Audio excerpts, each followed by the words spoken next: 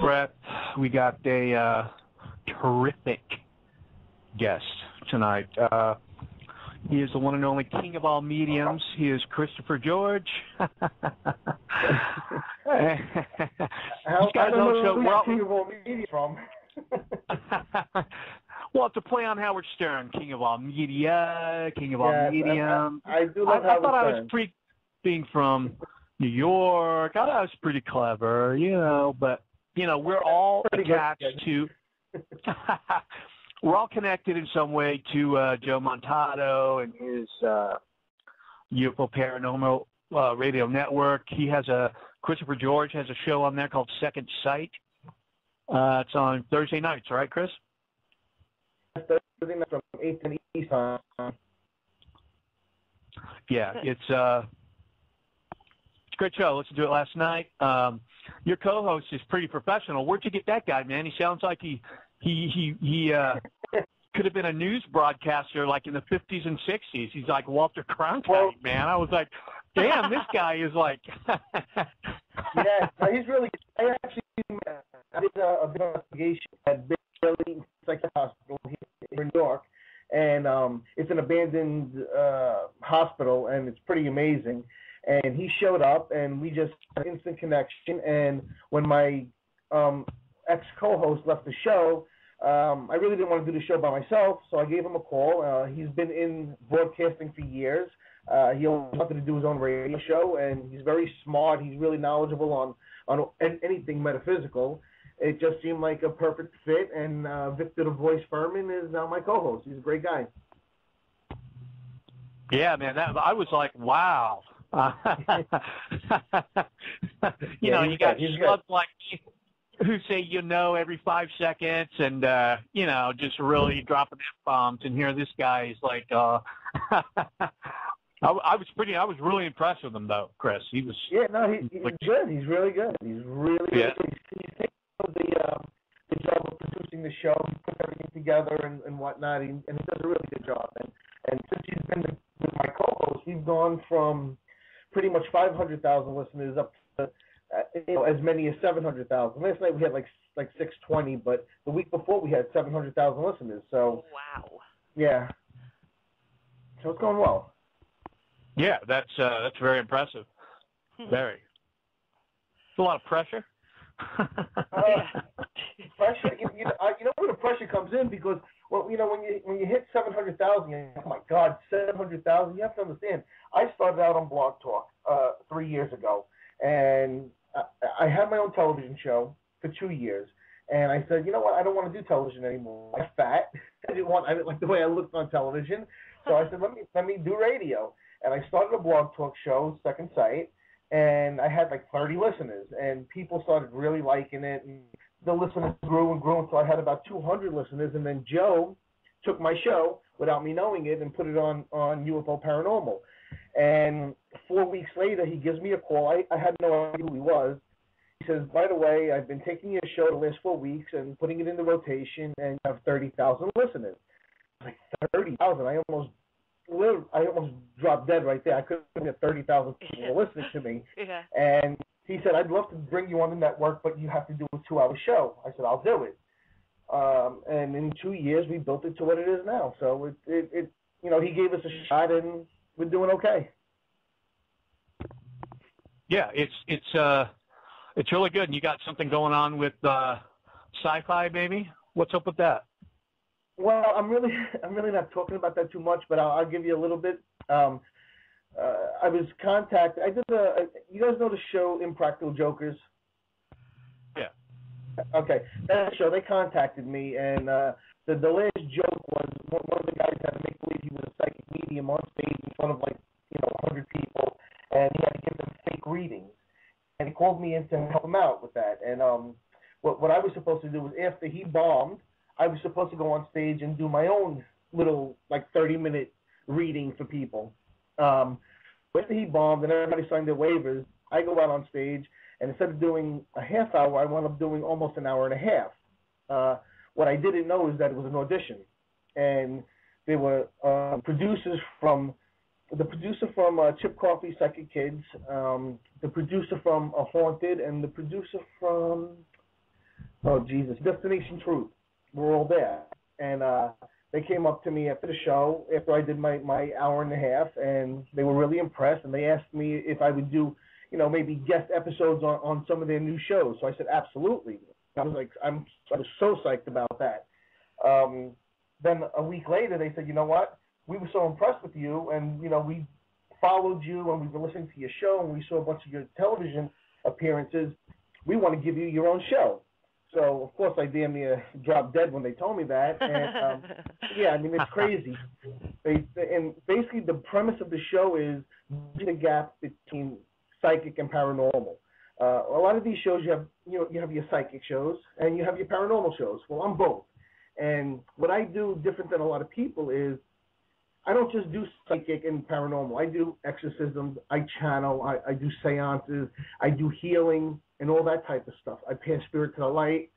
And what this show is about is just about that. We might go on a major investigation to, say, Eastern State Penitentiary, and then the next week we're going to go into a home that has some type of spirit possession going on. Maybe somebody's possessed. Maybe there's something demonic, which I don't believe that there's too much demonic out there, but every now and then there is. And they want me to go in and do an exorcism or do a seance, and it's never really been done on television before. And except for like the Hollywood stuff that they do, this is going to be the real deal exorcism. And like the Catholic Church does it, because the way I do an exorcism is completely different than the Catholic Church, and that's why I get a lot of hate mail on how I do my exorcisms. But Guy, Sasha, let me tell you something. I just did my 81st exorcism. Okay, wow. And I've been all over the world doing them. I've been to England, I've been to Spain, I've been to Mexico City, I've been to Canada, and all over the United States. I've done 81 of them, and I've been successful 81 times. There's a reason for that, because the way I do it works, and they want to put that on television because it's never been out there before. So what do you do that's so different from the power of Christ compels thee method? Well, no, that's a great question, because this is why I get bashed by like the very religious types. Yeah. Because they believe in that, and the truth is, I don't know if that ever worked. It might work if you actually believed in all of that, but if you don't believe in that, then I don't believe it would work, because it's not. Well, the problem is, Sasha, the Catholic Church hasn't come around with the times. Things change.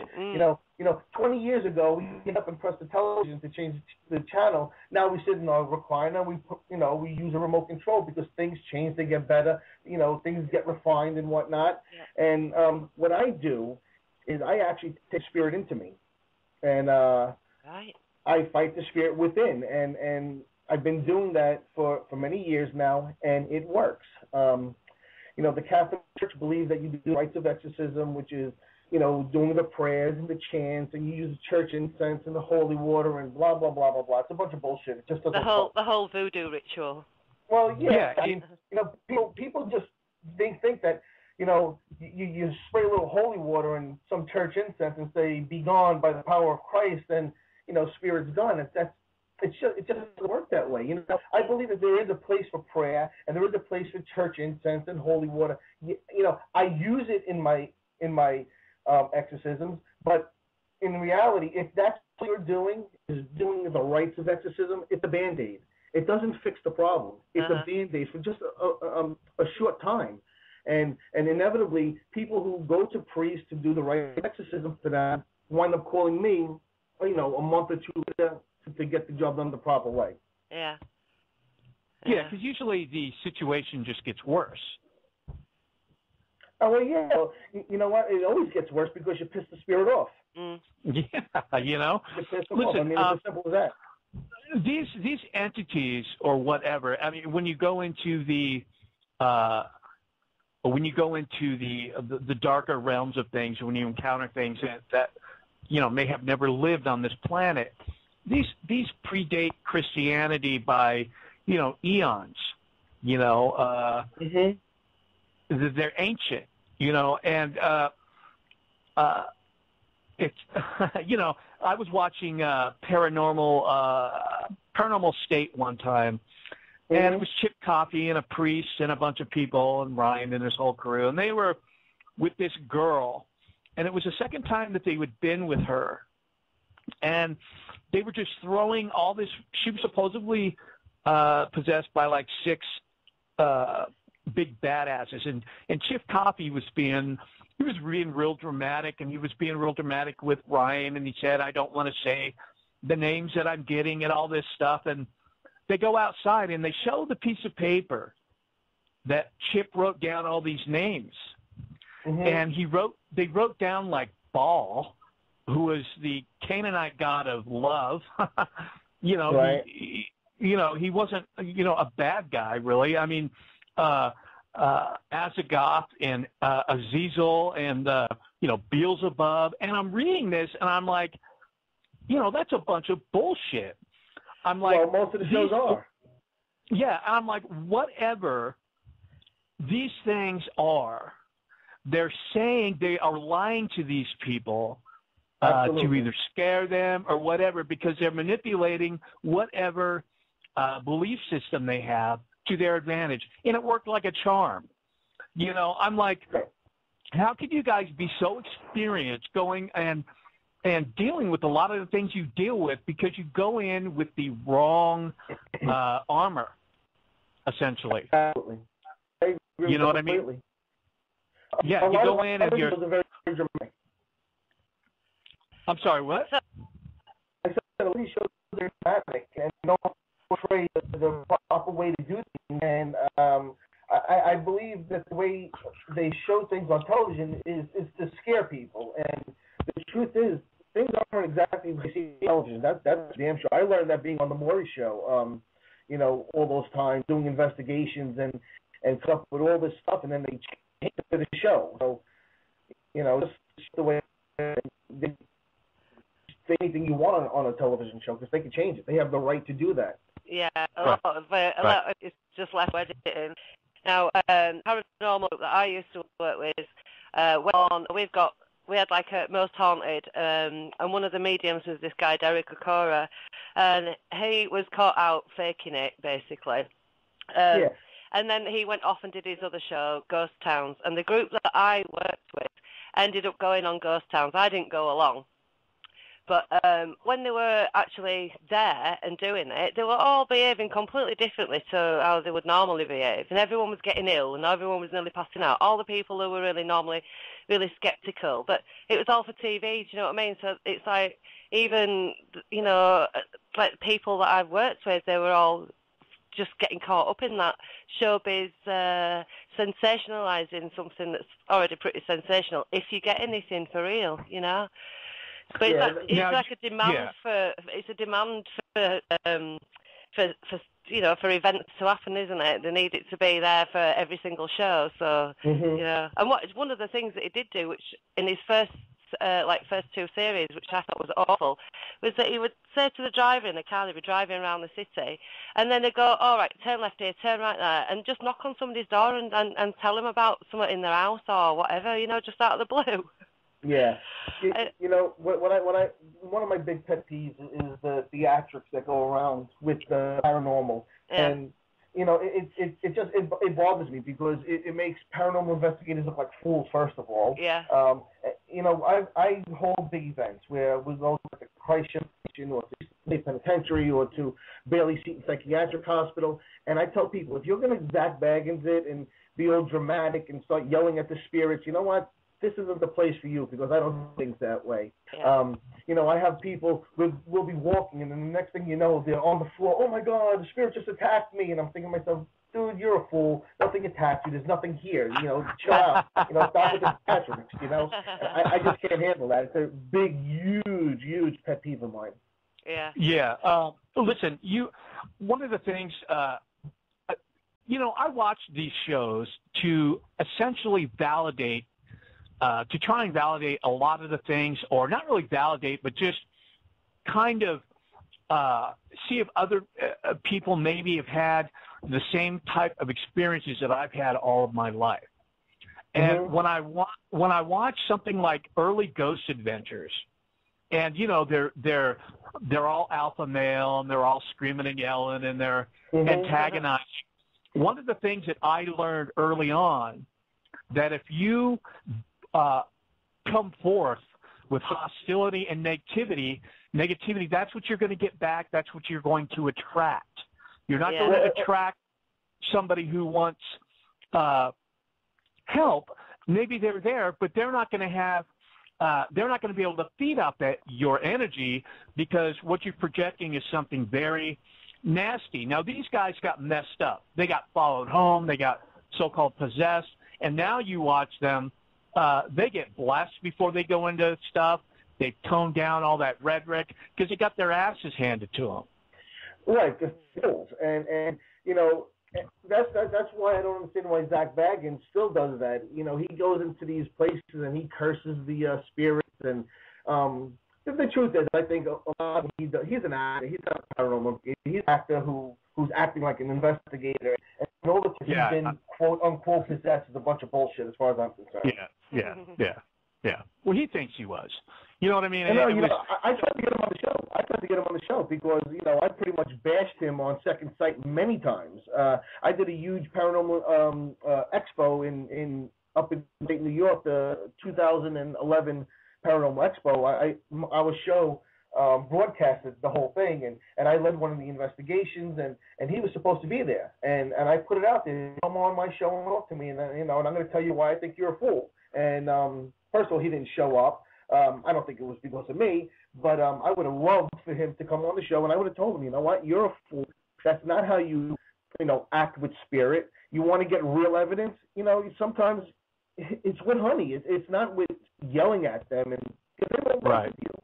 They won't work with you.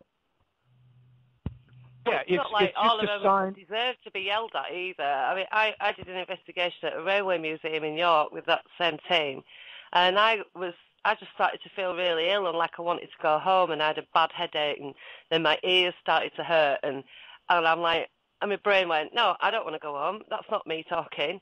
And I said out loud, oh, I want to know if somebody's had their head crushed here. And Tom, who was the security guard, said, yeah, that had happened in 1977. So, and all he wanted to do was go home. So if you go in screaming and shouting and carrying on at somebody like that, then, you know, what's that going to do? The guy's lost. You know, he just wants to go home. And that was one of the last investigations I did, because I didn't feel like, even though I connected with him, like I could really help him in any way, because I didn't know how to, you know. I started doing it again because I'm working with a real spirit medium, you know, that she can see and talk to spirits. So, you know, I feel a little bit better about it now. But before, it was like, well, I just feel really shit now because I've connected with him and I've just gone home, and he wants to do that and he can't, you know. So I thought it was quite sad, but, you know, what's the point of screaming and shouting at somebody who's died in a space, you know, and he's pissed off about it. Yeah. You know, in the chat room, California Living says, spirits real, spirits and demons real. I just want to say, you know, when I do exorcisms, I get phone calls from people all the time, and they say, I have a demon, there's demons in my house, demons, blah, blah, blah. You know, I've done 81 exorcisms now, and of the 81, let me ask you guys, how many do you think were demonic? Honestly, if you had to pick, and think the word exorcism, you're taking a negative spirit or demon out of a place or a person. How many do you believe were demonic? I do not believe personally, in my experience in my life, that there are in the Christian demons and devils and Satan and all that. I believe that there are other realms and dimensions with other beings, and these beings may be just, you know, assholes or whatever. And there might be ET, and their energy is being interpreted as something demonic because it's something unfamiliar. Yeah, they pray, and they're saying, look at these idiots. We can have some fun. You know what I mean? We can go in and we can really do what we want, and we can manipulate them and that sort of thing. That is what I get from it. I don't get evil to the point of mass murder or murdering people and that sort of thing. I don't think they have that sort of power unless there is a large group of people or something else giving them that power, and they have to actually focus in on it. Because personally, you know, I've had my ass handed to me, and a few times, and physically, you know, knocked to the ground and that sort of thing. And I actually got rid of it just by, you know, I invoked Jesus Christ's name, which sounded really freaking hollow. You know, it did because I was like, in the name, you know, because it went from something where I was like, whoa, this is cool as hell to, hey, wait a minute. You know what I mean? And it knocked me to the ground again. And I got up and I just felt this, Chris, there's no way to explain it. I just turned around and I was in a hallway in my house when I was like 18, and I put my fist through the hallway wall, and something just welled up inside me. It's something I've never felt before. I was sick for days after it, and I just said, you know, get the fuck out of my house, or I am going to kick your fucking, you know what I mean? I was just, it was just, I can't explain it, man. And no, like I know the feeling wrong. It just, Me too. Yeah, you know, Guy. I've done 81 now, and of the 81, I would consider to be three of them to be what I would consider to be demonic, which is a very small percentage, obviously. People think that because something moves in their house or they're being attacked while they sleep, that is demonic. It's just not the case. Most of the time, it's just a very negative, angry, mean, evil type spirit. It doesn't have to be demonic. I mean, it's just not prevalent in our world right now. It's just not. And, you know, there's evil in the world, but it's not demonic. You understand? There's plenty of rage in the world. It's human nature, man. I mean, you take all that baggage with you. You know, if you're full of negative energy in your life and you die, you're going to carry that baggage with you. It's not like some filter. And that's why I think, Chris, I don't know, maybe you can expand on this, that there are a lot of what I call leftovers, and they are everywhere on this that we can or you can or other people interact with all the time that haven't crossed over fully into the light, and they're pissed off and they're angry and or they don't know how they died and they're confused, or maybe I've seen instances with like psychics like Amy Allen, somebody I really like. Well, she will go in and she's like, well, there's a whole bunch of dead spirits here, but there's one spirit keeping them here. You know, that sort of thing. And you get rid of that one, then they can go. That's 100% true. And I can give you for instance. I did an exorcism here in Staten Island, New York, where I live, and there must have been, when I walked into the home, from what I was picking up and from what I was seeing, there had to be about 50 spirits of children in this home. Okay, there was one spirit that was keeping them captive, and he basically told me they're my toys. And I actually have an EVP where he said, I said, why are you keeping these kids here? And he says in EVP, beautifully, he says toys. That's eerie stuff. Well, once we got rid of that spirit, all those spirits, the spirit of all those children, boom, they just went right into the light. They were able to. They weren't scared anymore, you know. They weren't being captive. And you know, don't fool yourself. Spirit can be captive. There's always a dominant spirit in a group, always. So it can absolutely happen. Absolutely. You know, if you were a bad person in life, you're going to be a shitty spirit. It's just the way it is. If you were sarcastic, you'll be sarcastic. My spirit guides, if I tell you my spirit guides are funnier than me, and I'm a pretty friggin' funny guy. They are sarcastic and they have attitudes, and you know they're exactly like they were in life. So let me tell you something. It's common. I'm going to spend a significant amount of time when I pass just messing with people, just having fun. You know, like going to my friends. You know, going to where they live, and you know, like stealing their lighters and their keys, and you know, I'm going to have fun. You know, maybe. I have a few people I want to haunt myself. Yeah, I was like, dude, I'm going to haunt you so bad, you have no idea. Me too. I got a whole list. Dude, last night you were talking about you have a brother. Yeah, I have a brother. Is it? I mean, did I bring him up? Also psychic? Oh no, my cousin. My cousin is probably the most famous psychic, one of the most famous psychics in the world. What's your cousin's name? I usually don't like talking about this. We're really not very close. But John Edwards is my cousin, and really, yeah. So we haven't spoken in many, many years. We don't like each other, but I'll never say he's a bad psychic. He's outstanding at what he does. Yeah. And we're actually trying to get him to come on the show, which I don't think he has the balls to do between you and me, and just have a nice discussion with me. And I will be very nice. He will be too, because he's very non-confrontational. Yeah. And I am very confrontational, but I won't be. I would treat him with the utmost respect that he deserves as a psychic medium, but as a person, we just don't click. Yeah. I missed that part. You broke up a little bit last night, and you were talking about and I was sitting there. Well, who the hell's his brother? No, that's my cousin. My cousin. He is very good. Let me tell you something about John Edward. Back in around 2003, I can pretty much say that I was spiritually dead. I was done. I was done with the world. I was to the point where I was praying for cancer. I wanted to go. I was done. I was like, just freaking kill me. I stopped wearing my seatbelt. It was just a whole menagerie of stuff. So I started watching his show, and then I saw the HBO show that he or the documentary on the Greg Schwartz stuff that he did. Are you familiar with that? Not really. You talking about when you all got tested? They did the university study at University of Arizona. Right. Yeah, I know all about it. Yes, I do. Yeah, and that really lifted me up, dude.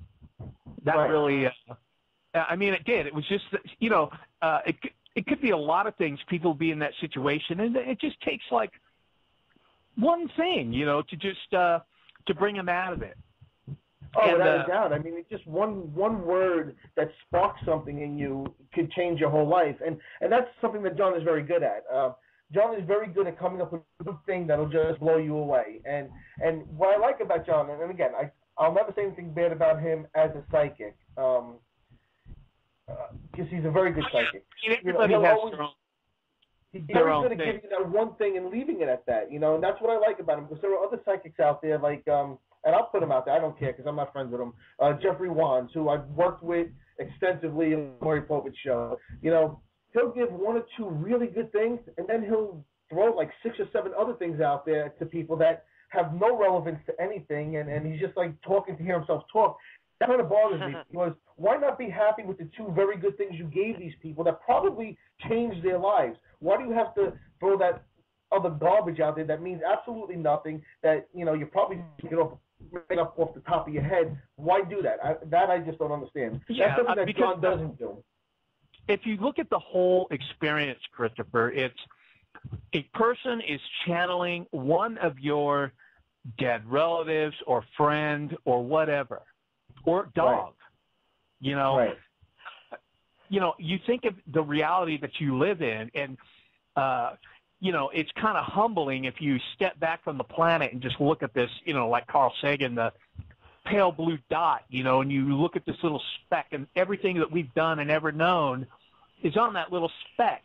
And here is a person talking or giving you a message, a personal message from your dead grandmother. I mean, a person can just, like you said, with those 2 sentences or whatever, just take that, and I don't understand why because I agree with you. I've seen that a lot, where they just pile on a bunch of shit. You look at people like Sylvia Brown and some of these other people. She's the worst. She's the worst out of all of them. Lady, you are you're why it's like the UFO community. You have people like Richard Hoagland and Alfred Weber and some of these other people that are the face of the face of UFO and ufology, and it makes all the people doing serious research look like a bunch of idiots. And you have a Sylvia Brown out there, and you have some of these other people, and they make you and other people, your cousin and all these other people look really bad. Yeah, you know, I was on the Montel Williams show with Sylvia Brown, and I actually made her look pretty bad, and not just me, but my mentor. And they didn't air it because she's contracted. She was at the time contracted with the Montel Williams show, and because we made her look so bad that they just decided not to air that episode, which I thought was pretty interesting. But you know, the whole thing about giving somebody something to you know, rest their heart on, you know, it doesn't always happen. I'm not going to lie to you, it doesn't always happen. But I'll tell you a real quick story about that. I gave a woman a reading about I want to say about maybe 6 months ago, and it was for an hour, and I gave her a lot of information about what was going to happen. Okay, what was going to happen in her life. Because that's the type of psychic I am. I'm what's known as a seer. I see what's going to happen. I make predictions more or less. A little bit. She wasn't happy with the fact that I didn't get a message from her father. Okay, and I felt really bad about that because I try to give people the best I can, you know, all the time. Right before she left, she was leaving. I knew she was a little upset. She was happy with everything that I gave her, but she really wanted a message from her dad. And I really felt like shit that it just wasn't coming to me. It just doesn't happen that way all the time, you know? Yeah. You can't make a spirit give you a message. And I'm not the type of psychic that I'm just going to make something up to make you happy. You know, that's why people keep coming back to me. It's because I am real, and if I don't get something, I'm not going to give it. As she was leaving, her father tells me, tell her my greatest memory was dancing at her wedding to my daddy's little girl. And I told her that. This woman, if I tell you, fainted in my house where I had to, you know, throw water on her face and let her drink water and pretty much revive her out of it. Those words changed that woman's life because, you know, she just wanted one thing from her father. And when he came, his greatest moment was dancing to daddy's little girl with her. It just made her, it made everything okay for her in her life at that moment. And, you know, that made me feel good too. Yeah, you must get that a lot. Well, yeah, I try to. I try to give everybody something, you know. That's a karma trade, buddy.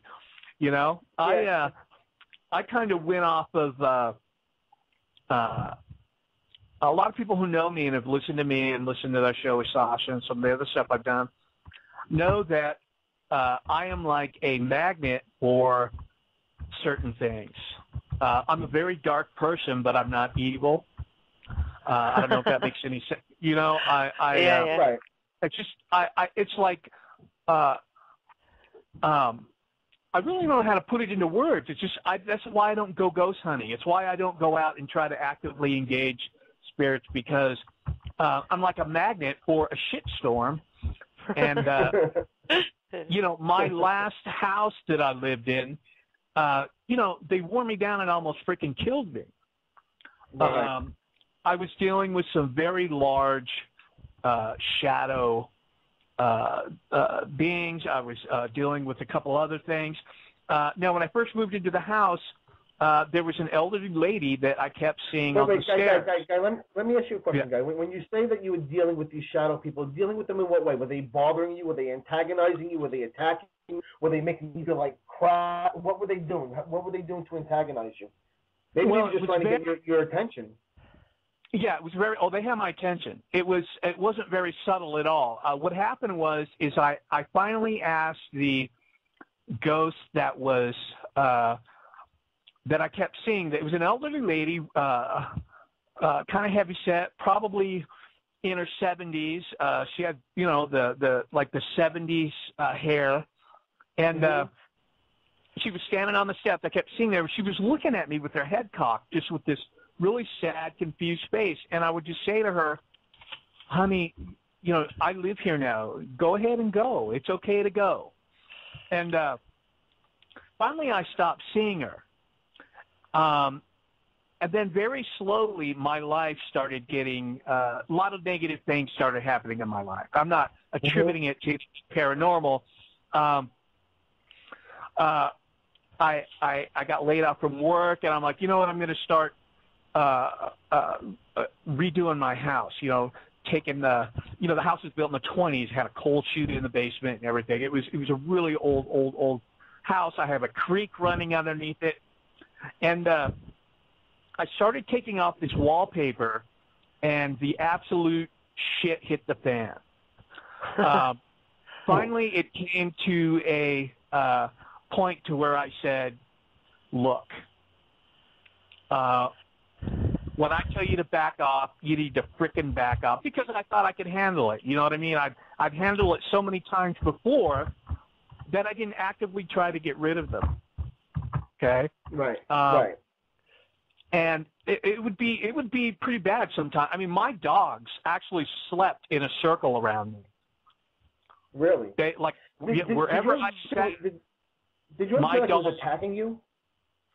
A couple times they did some really funny stuff. One time I ran out of hot water, and there was 3 of them. There was one that was so hulking that it took up the whole wall, and the top of it kind of went up on the ceiling.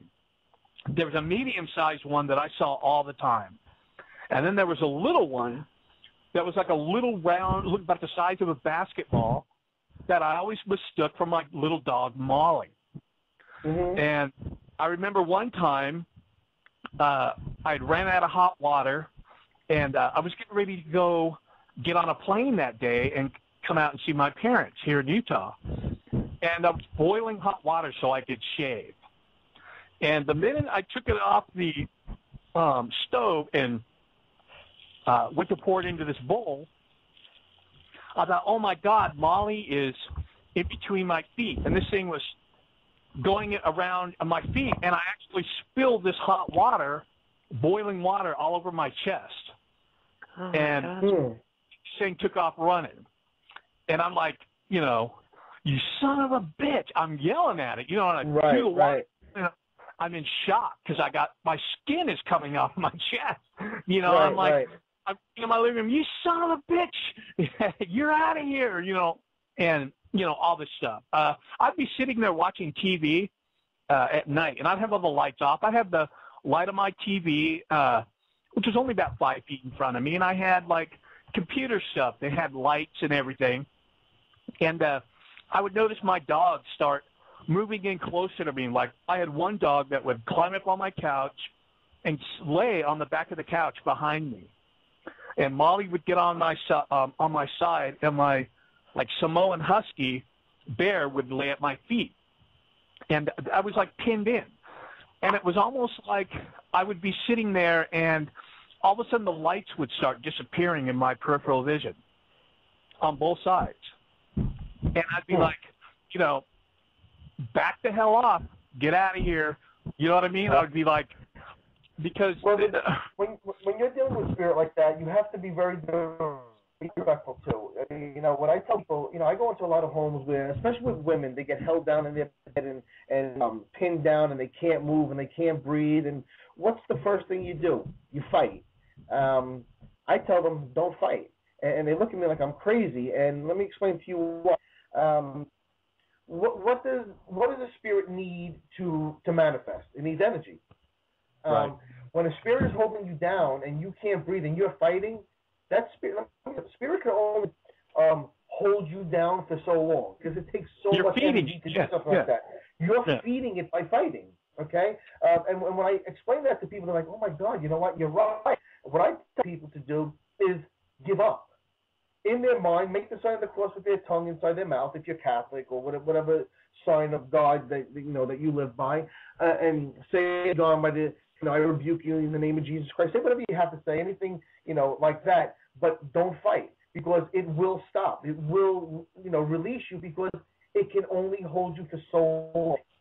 Like the entity and stuff like that. Yeah, that's a true story, but that was all Hollywood. The way it held it down, raped that woman for hour at a time. It can't happen like that. They can only do something like that for a short amount of time. And if you don't, that time, the time it can actually attack you shortens greatly. So I just tell people don't fight, and eventually it'll just release you. I call shenanigans on so much stuff just from personal experience.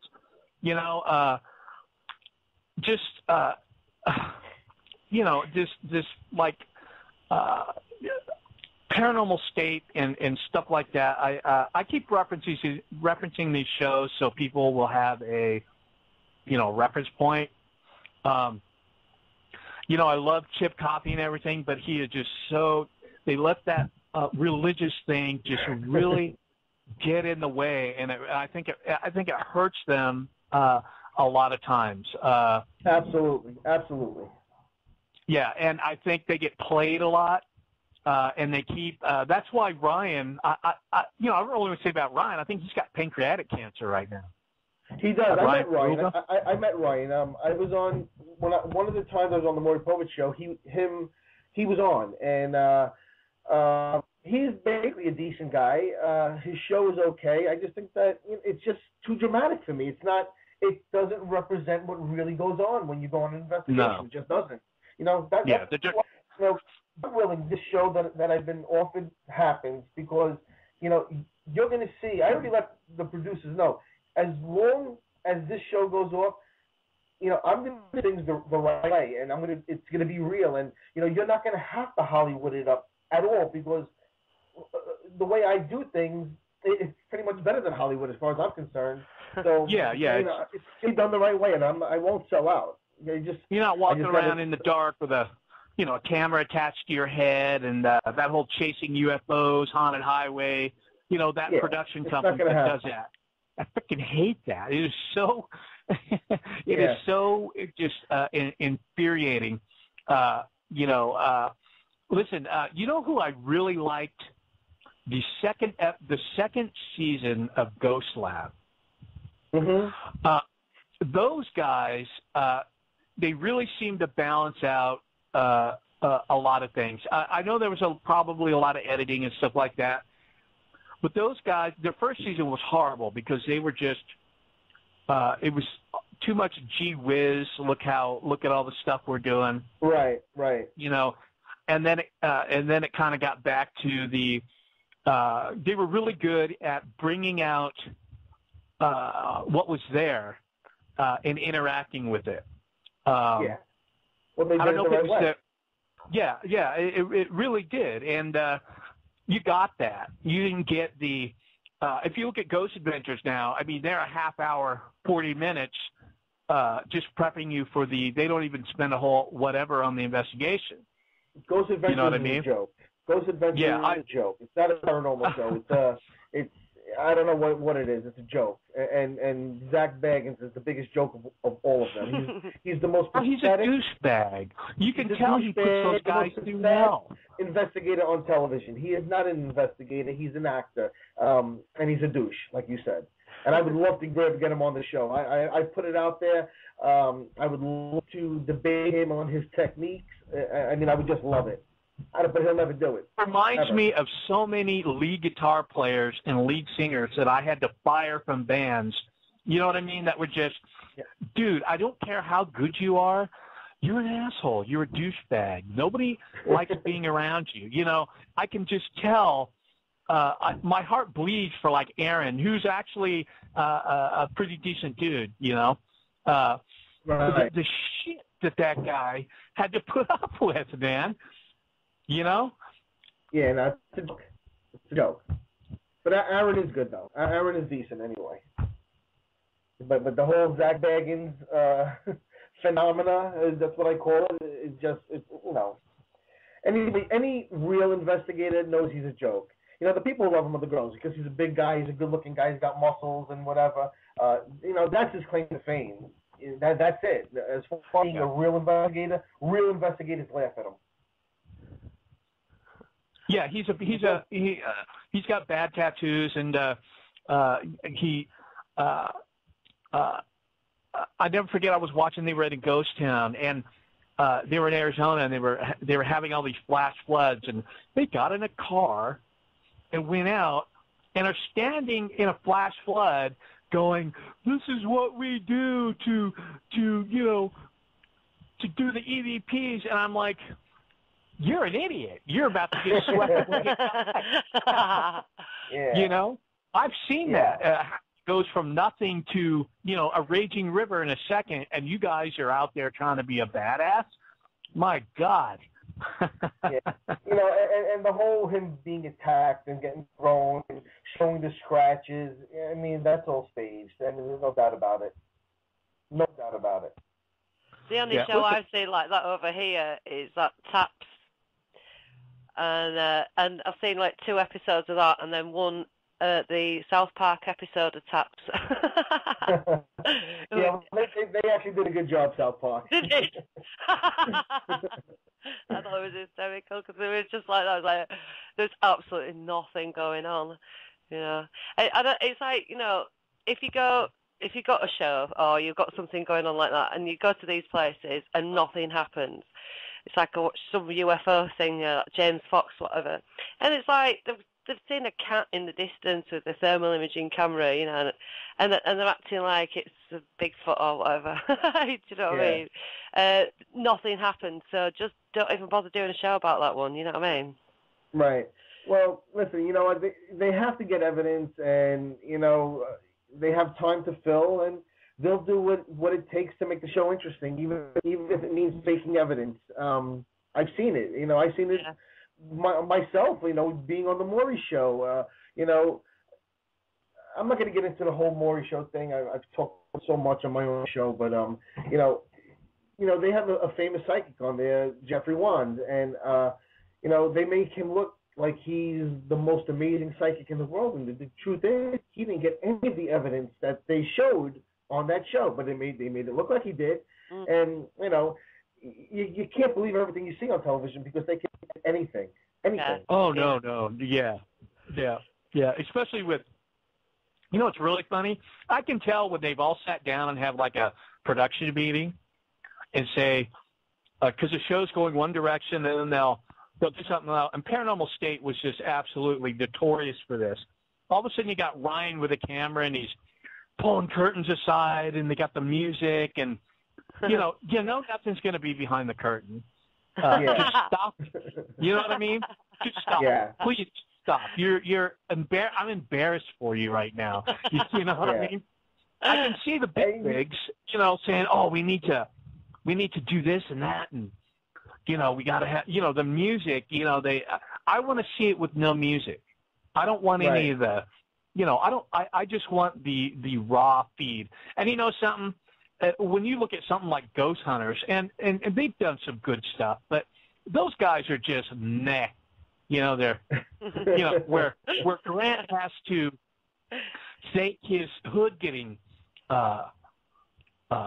pulled up. Did you see that episode, that Halloween episode, that live one? I have to tell you the truth. I don't want any of it because I haven't watched it for years because I got so annoyed at what I was seeing because I know what it's like to go on an investigation, and I know what I'm seeing is a bunch of bullshit. So I have a hard time watching it. He had a string on his finger. Shout at the TV.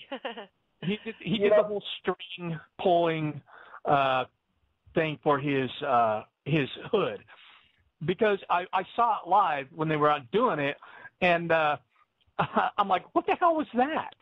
Yeah. You know, it's crazy. You want to know what the worst part is? You want to know what the worst part is? The fact that they get to go to all these amazing places, and to have to fake evidence when you're in the most haunted places in the world, it's telling you you're not doing something right. You know, Sasha, I wanted to ask you something. Being from England, I just want to tell you some of the places that I'm supposed to be going to on this show that I'm going to be doing, and I want to know if you know any of them. One is the Borley Rectory. Yeah. I'm supposed to go in there. There's not a lot left of it, but yeah, that's had like writing appearing on the walls and all sorts of weird. I'm looking forward to it. There's another one called Edinburgh Castle. Yeah, you'll love Edinburgh. It's gorgeous. Yeah, that'll be a spooky one. I'm looking forward to it. There's another one, the Underground Vault in Edinburgh. Oh yeah, are you going to St Mary's Close? I don't know where any places are. I know they're in England, so. That is nuts. Do you want to know anything about it or not? I just want to know if you know about them. If they're supposed to, are they as good and scary and as people say? Another one is the Worcester Mansion. Don't know that one. I mean, no, I'm sorry, Woodchester. No, it's not familiar to me. And the last one was the Skirit Inn. Oh, that's a pub, isn't it? That's another really spooky place. Yeah, those are some of the places we're supposed to be going to. They're all really good venues. Yeah, definitely. The Vault one, Edinburgh.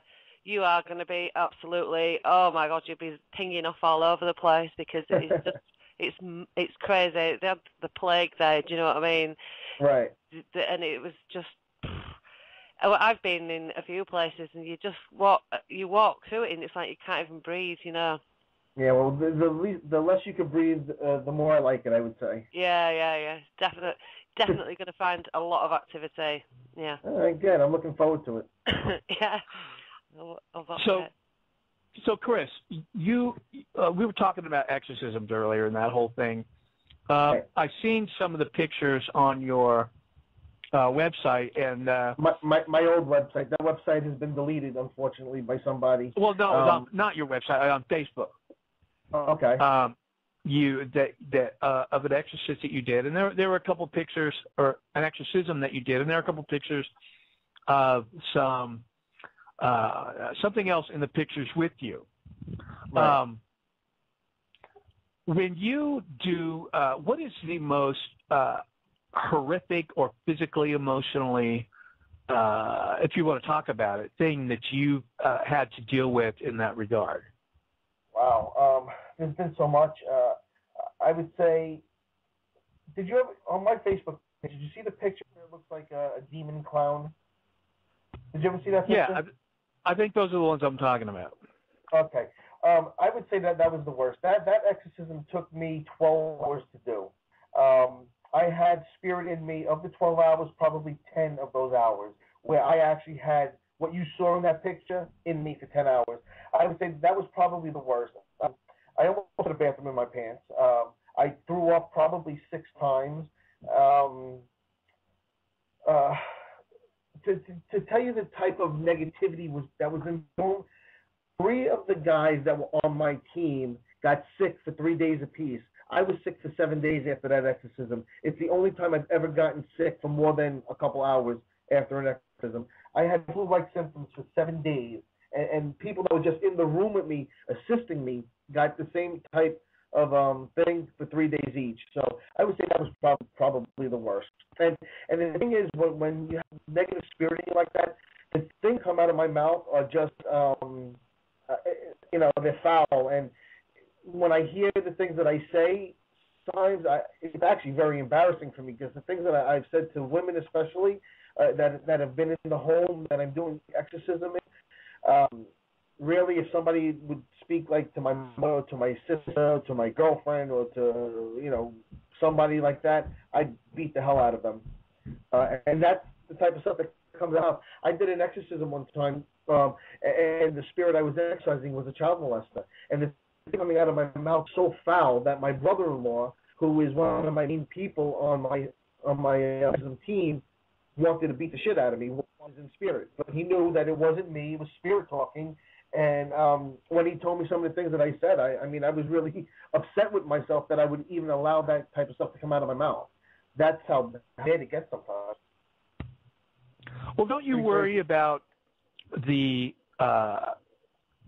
psychic scars maybe that you could receive? How do you know when something is completely gone? How do you know that it's completely out of you? Well, that's a good question, and that's basically 2 questions. Am I scared of the psychic scars? Absolutely not. I don't know why I can do what I do. I feel like I was chosen. I don't want to sound like I'm bragging. I'm not bragging. But I really feel as though I was chosen to do this. Not many people. I'm what's known as a physical medium. Okay? There are mediums out there that channel spirit, but they would never do what I do because it's so taxing on your body. What I find is it's taxing on my body while I'm doing it. And then 20 minutes after I'm done, when I finally got my faculties back and I could actually walk around and whatnot, I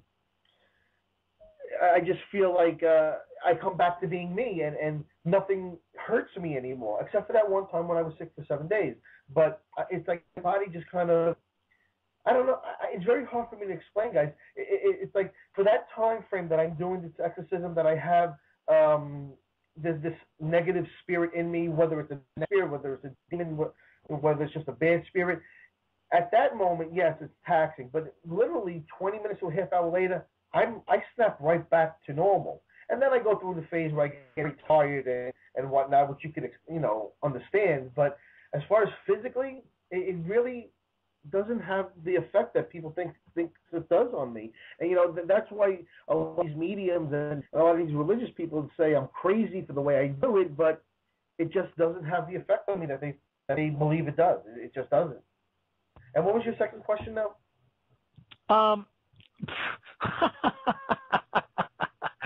You forgot.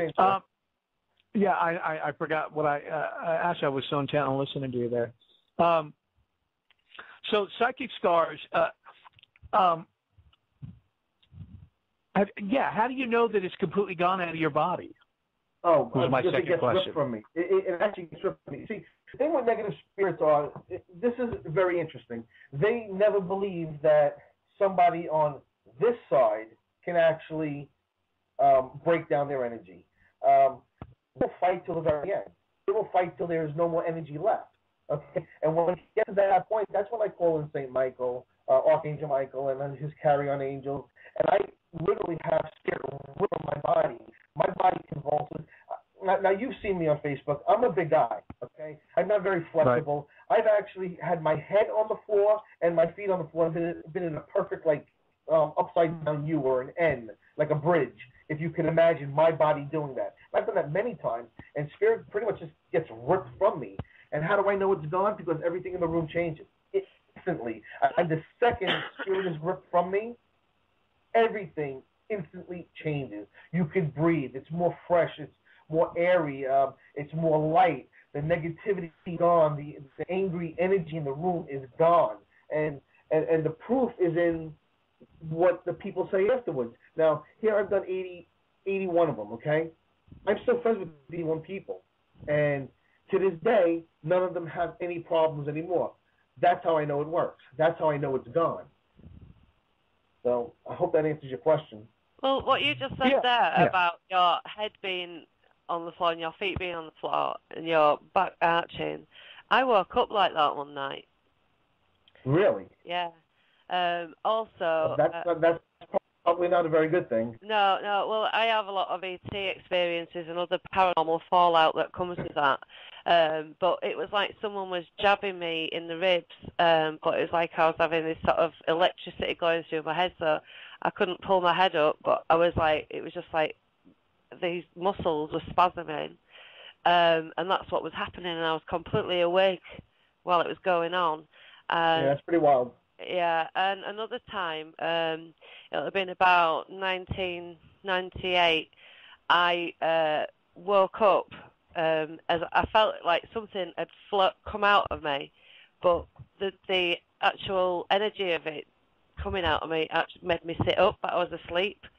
So I kind of woke up as I was sitting up, and I had a voice coming out of it wasn't my voice, and it was just saying no, but really long and drawn, just forceful. I just felt it. It was like, I don't know, through all of my skin, just boom, and I was sat up, and the force of it leaving, whatever it was, actually made me get up. I've never known what that was, Yeah, that's crazy to wake up like that. So I spend a lot of time shutting myself down, and I've had lots of weird stuff in the last house I lived in. Was awful, really. I'd be sat in my son's room, wouldn't go to sleep on his own, and sometimes his bed would shake, and then I'd be sat there and the room would just go completely black, even though there's a street light outside. Even the glow-in-the-dark stars that he had all over his wall, they would go black as well. They would just not glow, and I'd sit there and I'd think, well, where has all the light gone, you know what I mean? And a couple of times I took him out of the bedroom, but then I thought, no, I'm not having this. So I used to sit there and just push my energy out, throughout the room, not only throughout the room, but the whole house.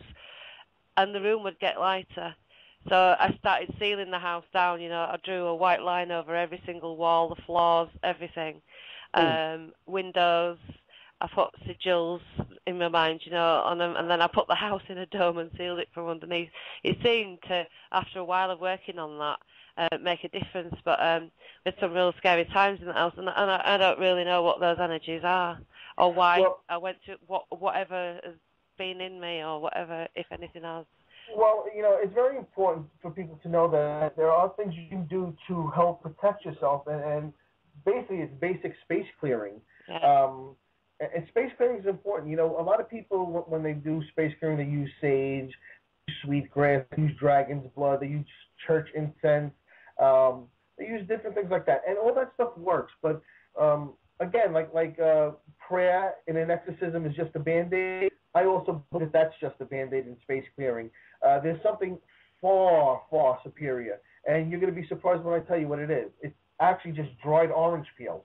If you dry out orange peel, and this is something that everybody should know, I use this when I do my exorcisms. I don't use church incense, okay? And I don't use sage either. I mean, I use sage slightly, but the big gun is actually dried orange peel.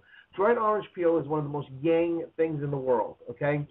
Sage, sweetgrass, all that stuff, that cleanses on a certain level, and it's good to cleanse that level, okay? But when you have something really negative, you need to cleanse on that level and the next, and dried orange peel is what does it. If you smudge your house or your space or yourself with dried orange peel, I guarantee you, whatever you feel you've done with sage, you will feel it tenfold with orange peel. And people just don't know that. That's an old feng shui thing that was taught to me many years ago. And when the woman taught me, I said, nah, it can't be. You know what? I tried it, and I'm telling you, I swear by it. When I do pounding on myself and clearing on myself, I breathe in orange peel. Because not only do you want to cleanse the outside of you, you want to cleanse your inside also. And by breathing in that orange peel, there's the smoke from the orange peel, you're actually cleansing your whole being, okay? And it's very important to do that in your house every now and then. Once a week, I orange peel my whole house. Well, that is nuts, because my kids, you would think that they had an actual orange addiction. Well, yeah, that's okay. Yeah, that's okay. But I could do something with the orange peel now, can't I? Yeah, but Sasha, when we do the orange peel, when you cut the orange peel, get a spoon and scrape out all the white from the inside. Okay? So you just have the orange peel. So it should be very thin. All the white from the inside needs to be taken out and thrown away, and then just dry it out. And then once it gets nice and hard, put it in a laundry room, or you can put it on your winch, on the windowsill. Whatever you have to do to dry it out, and then burn. And I'm telling you, you will see a difference. If you like sage, you'll absolutely love orange peel. I prefer orange. Well, and it smells nice too. Yeah. Thanks for that. So you actually dry it out and then burn it? Absolutely. And you know what I do sometimes? Well, I'm sitting here imagining you, George, in your jammies or something, with a bunch of orange peels, and you're rubbing it all over your walls and stuff, with a big cigar in your mouth. Yeah, well, I always have the cigar. But let me tell you guys something. A good thing to do. You know how people burn different types of incense, and they use charcoal to do it. You light the charcoal, and then you sprinkle whatever resin you have on there, and it smokes up and whatever. Okay, a good thing to do is get some cinnamon sugar and get orange peel and grind it up in a grinder, and mix the cinnamon sugar with the orange peel and sprinkle that on your charcoal, and that's said to bring not only cleanse the home but also brings love into the home. A lot of houses need a little love in their house, and it works. It absolutely works. Man, I tell you what, when I smell cinnamon toast, I immediately get in a good mood. So I can imagine. Okay, well there you have it. You get a little bit of cinnamon sugar, little orange peel, put it on the little piece of charcoal, and just watch how beautiful you feel in your house. And people will come into the house and they'll be like, "Wow, I feel so good. I don't know why." Well, you know what? You'll know why. That's pretty awesome. I think I'm going to do that. Try it out, and let me know if it works for you. You'll be writing me saying, "Chris, wow, that really worked." But you know what? Since I moved and I came to this place where I'm living now, my parents are pretty devout Mormon and that sort of thing, and they've had this house blessed and sealed and that sort of thing. And let me tell you something, man. Just the difference from my house and this house is like I was literally two different people living two different lives. Same for me when I moved a few months ago. My God, man. I mean, it took me months to recover. And so, yeah, I can understand how something like that can, make such a difference, because I didn't do any of that. I was let me tell you something. Stubborn. Let me tell you something, guys. There are people that call me up and they say that, they're out of their home and they're all happy and have a great time and they joke around, they laugh and they smile. The second they walk in their house, they're fighting with their wife or they're fighting with their husband or boyfriend and girlfriend. They're angry. They just get depressed. You know what? If that's something that's happening to you, do a space clearing. Get yourself some audio. Just do your whole house. Put some positive affirmations out there, such as, only positive spirits are allowed in my home. Any negativity that's stuck here, please leave. That's what I used to do, yeah. And it works. It works. You should feel as good in your home as you do outside your home. And sometimes all it takes is a basic space clearing. I had one area of my house that I lived in. I lived in a 2-story house with a basement. It was 3 bedroom, 2 baths. I didn't use the I couldn't. I was a prisoner in my own house when I was there. That's horrible. That's horrible. Yeah, and it was, it's something that I just adapted to. I'm one of these people that can adapt to a situation, immediately. A lot of times that's good, but like my mom says, a lot of times that's bad because you don't make needed changes in your life. Boiling frog syndrome. Yeah, and you just adapt to it and just accept it, and you don't make the changes. And right. That was my problem, and I'm just now getting to the point, Sasha and Chris, where I can actually make those changes. Like playing my guitar again, and writing and all this stuff, and it was really difficult for me to do these radio shows and that sort of thing. So that's changing. I'm able to see now. I don't have this cloud wrapped around my head. And they mess with me at work. Just I can get into a ton of stuff. And I'm still having experiences here, but they're not negative. Guy, do you ever meditate? I used to meditate. I used to try to meditate.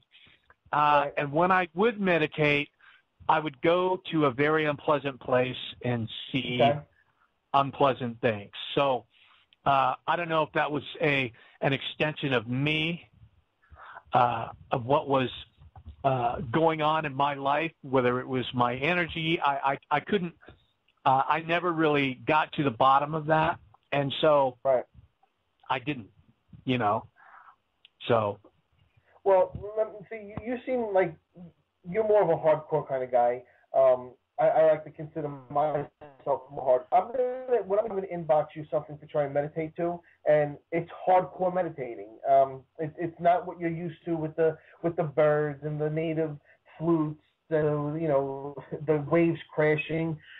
This is something a little bit more hardcore, and I just try it, even just for the one song. Maybe it's see where it brings you, and if you like it, put it on loop and just keep playing it.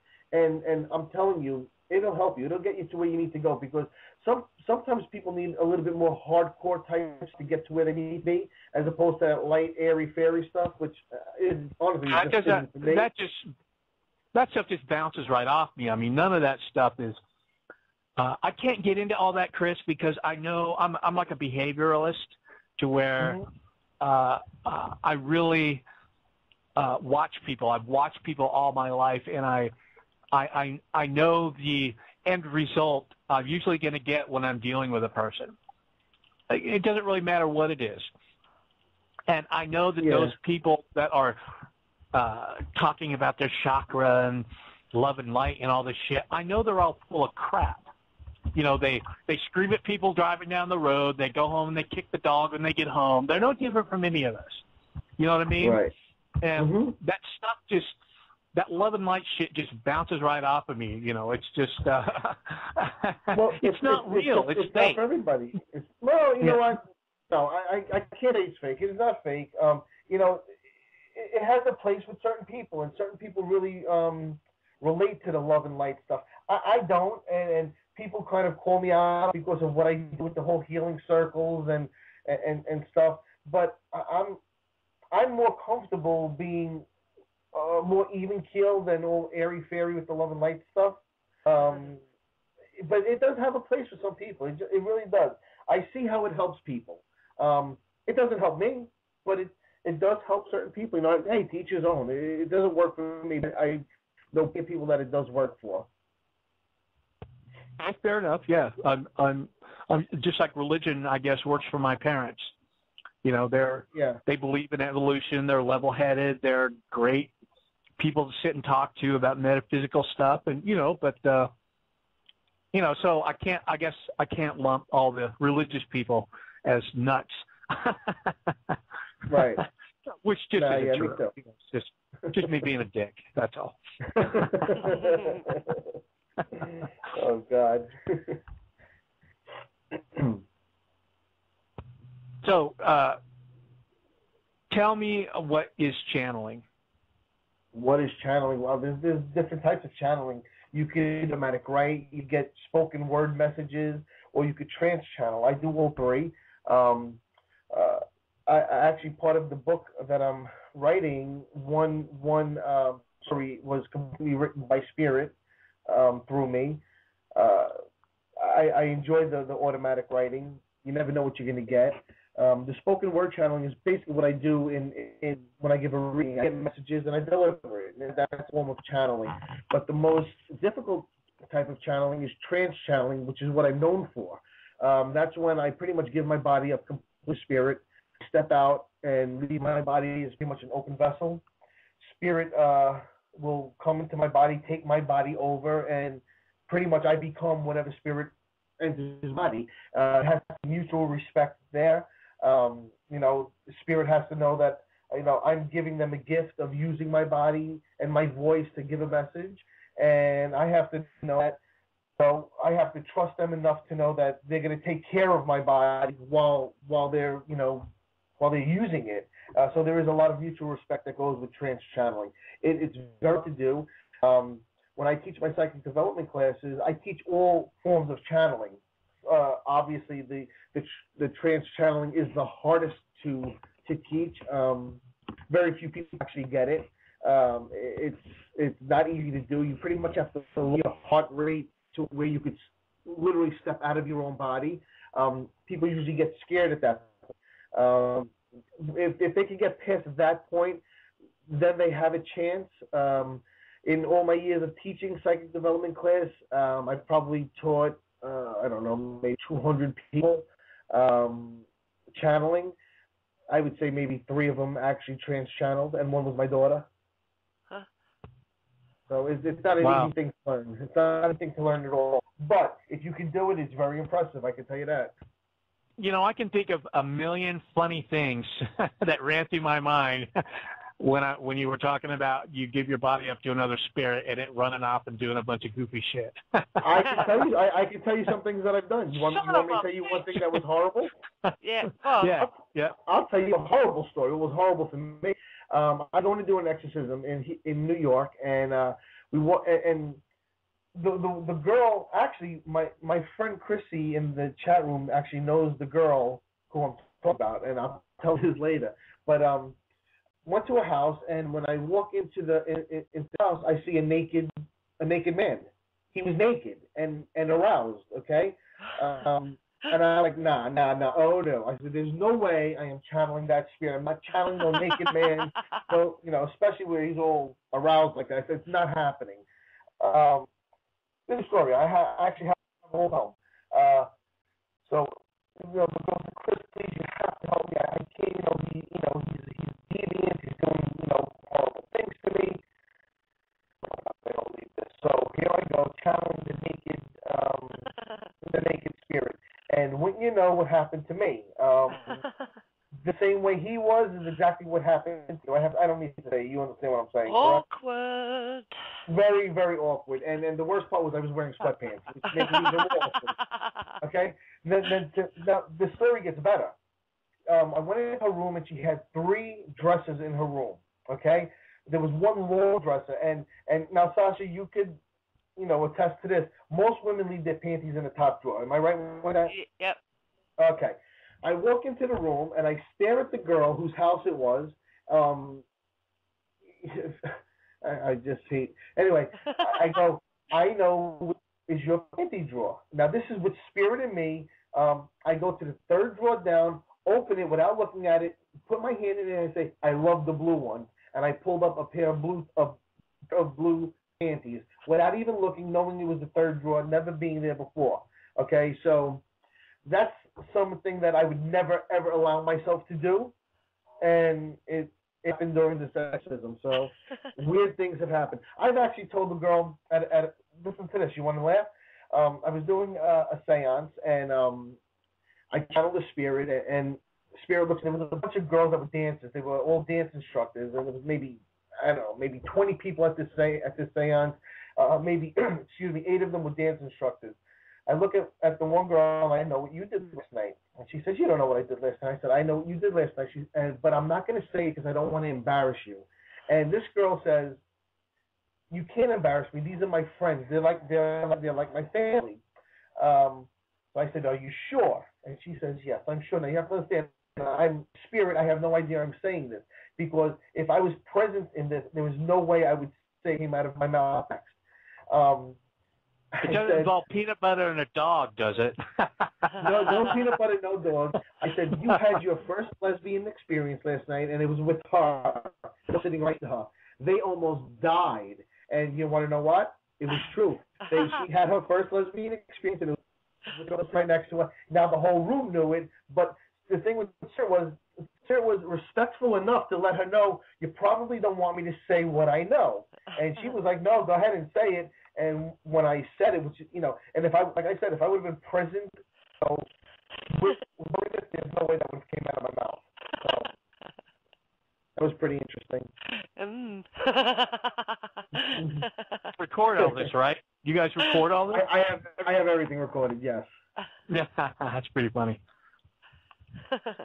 Yeah, well, she didn't think so afterwards, but, whatever. She told me I could do it, so I did.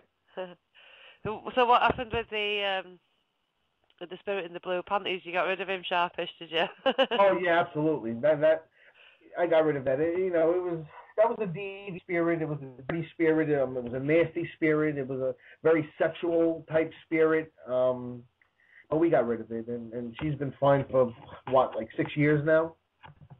What's the worst case that you've ever had to deal with apart from the clown?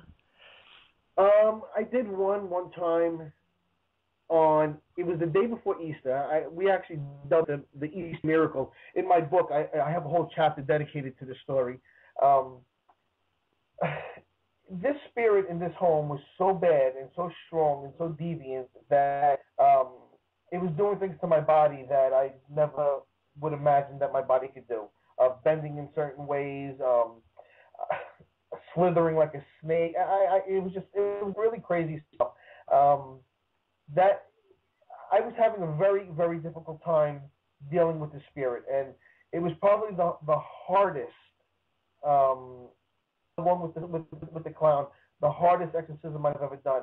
I didn't get a grip on this exorcism until it actually turned into Easter, and I think it had a lot to do with Easter being the most holy day of the year and whatnot, and full moon, for sure.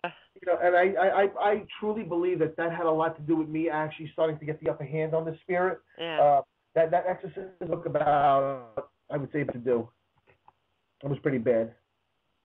Where do they get the energy from? Is it like sort of a residual thing? It's like I had a lad talking to me a little while ago that when he was in rehab, he was having these really psychic experiences about a friend of his who died, and his friend was coming to him while he was in this, sort of withdrawal state, and telling him and showing him things like his teeth were missing and all sorts of stuff. And it turns out that the guy who was in rehab with him had been part of the gang that had killed him, and that's what his friend was telling him.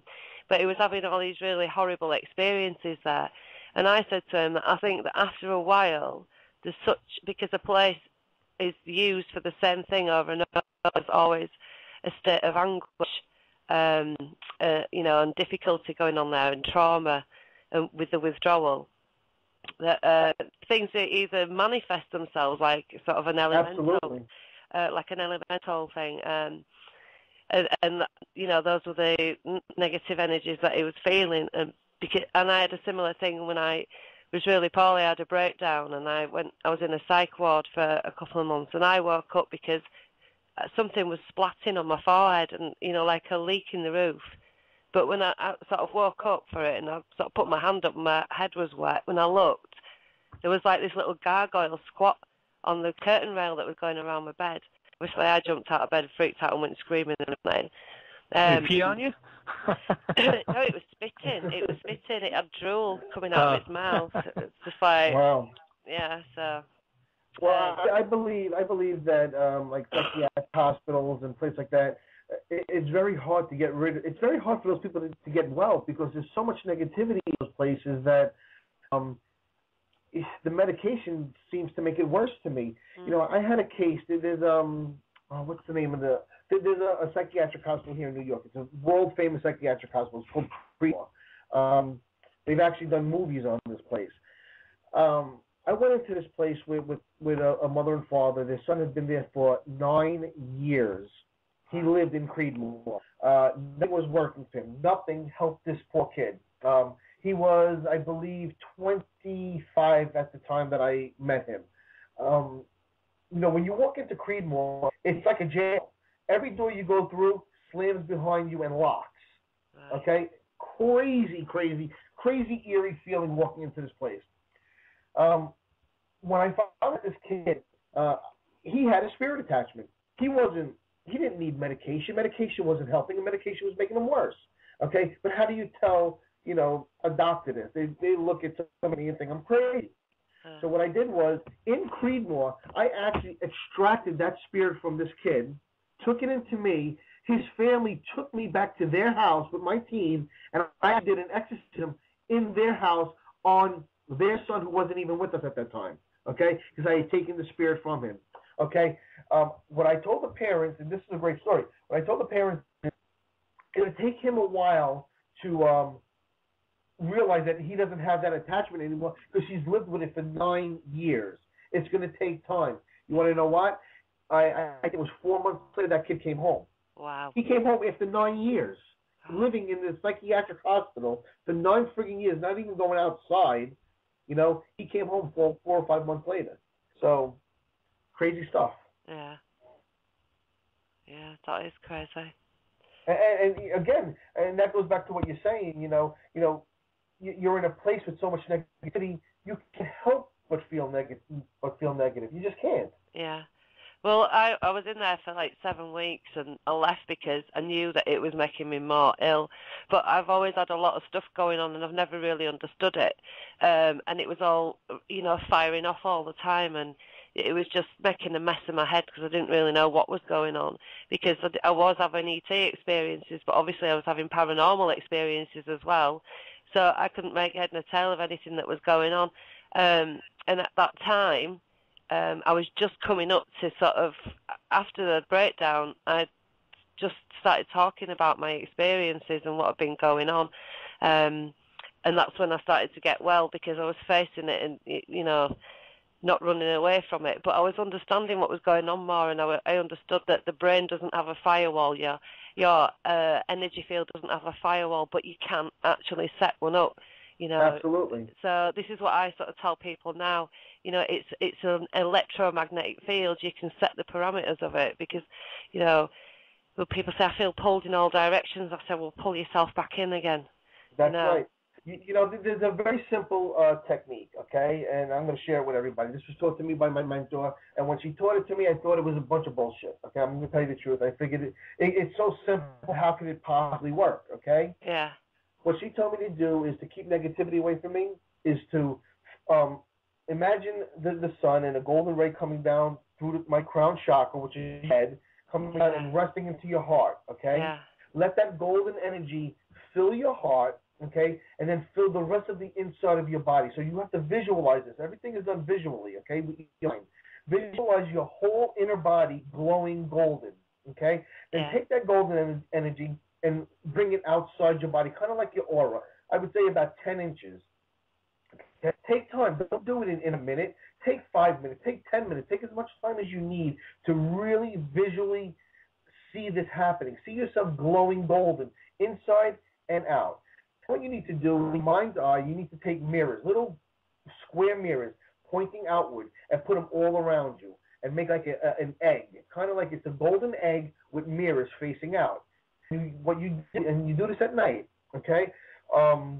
You just say, any negativity that is being sent to me, I send it back to you in the most positive of ways. Always send it in a positive. Okay? Don't send it back in a negative, because then you're being negative, okay? Yeah. And how could you heal yourself? How could you protect yourself if you can't? That's what I say too, yeah, definitely. You can't. And you do it every single day. Just like you wake up in the morning, the first thing you do is you go to the bathroom and you brush your teeth, okay? Every morning you do the same thing. Every night you do this little golden egg protection. Visualize any negativity coming towards you, seeing itself, going back to that person, and send it back in a very, very positive way. And I promise you, your resistance to negativity will just build and build and build. And you're going to be surprised at how you don't hold on to negativity, because you don't allow it to attach to you. Yeah. Okay? But you have to do it visually. You have to be strong of mind to do this. It works. I live my whole life like this. Yeah, I do too, Chris. I have a little altar in my house, and it's not like I pray to any deity. It's I use things to symbolically suggest what I want to manifest in the future, and that I know why I've put that on there. So it helps me focus my thoughts, because your thoughts do create your reality. So without a doubt, I like to sort of keep in mind what I've asked for, what's coming. So, and energy is everything. It's like we can create scalar waves ourselves, the power of prayer. You don't have to be praying to a deity. You just have to understand the energy that you're creating. That's right. And also be aware of that as well, because what you create, you send out there. And, if you create negative thought patterns all the time, then you're going to have negative life events, But so I try, to stay focused, basically. Well, that's the best thing to do. Yeah. And I know this is very cliche to say, but meditate. Meditate. I never believed in meditation. I'm not going to lie to you. I thought it was a joke. I thought it was something that, these metaphysical types did, people doing yoga and whatever. And my mentor said to me, she says, Chris, you're one of the best psychics I've ever been around. Do you want to just be good, or do you want to be really good? And I said, obviously I want to be really good. I said, my whole life I've always wanted to be really good at anything I've ever done. She said, start meditating. I was like, man, I said, I can't meditate. I said, not for me. I'm all over the place. I said, I can't meditate. And she says, Christopher. And I hate when she calls me Christopher. She says, Christopher. Christopher. Yeah, I'm definitely a Chris. But she says, even if you do it for 10 minutes a day, and build up to 20 minutes. You don't ever have to meditate more than 20 minutes, because then you wind up falling asleep, and then you're not meditating, you're just sleeping. Yeah. Just try meditate. And you know what? It took me a while to learn how to meditate, but once I actually learned how to meditate, my psychic ability it jumped by leaps and bounds. After I started meditating, when Spirit came to me and told me, okay, you're ready to start doing channel healing. Okay, you're ready to start doing seances. Okay, you're ready to start doing exorcisms. All that stuff came after I learned how to meditate. Because before I did any type of meditating, all I was doing was giving psychic readings, and that's it, nothing more. That's it. After meditation is when my psychic ability went to a whole other level, where I learned how to do all these other things, like the healing and the seances and the channeling and the exorcism. It all came after that. It's like tuning a guitar. Absolutely. You know what I mean? It's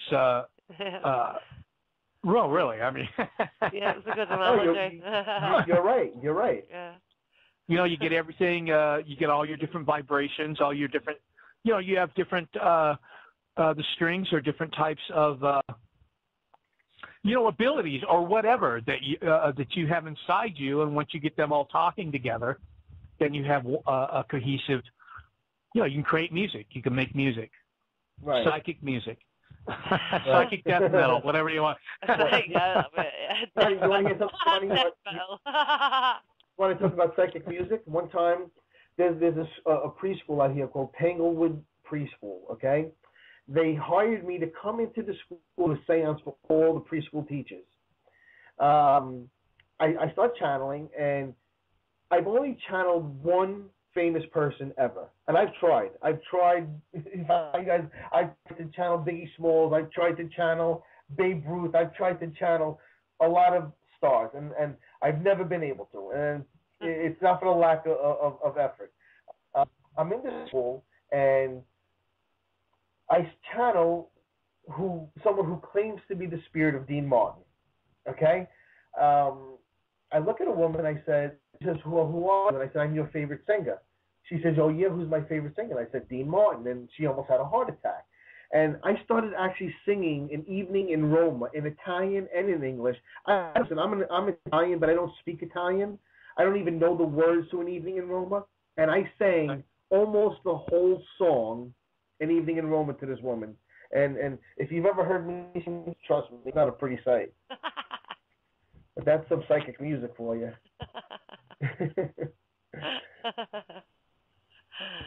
You be driving down the road in like American Werewolf in London, some guy sitting next to you with happens all the time.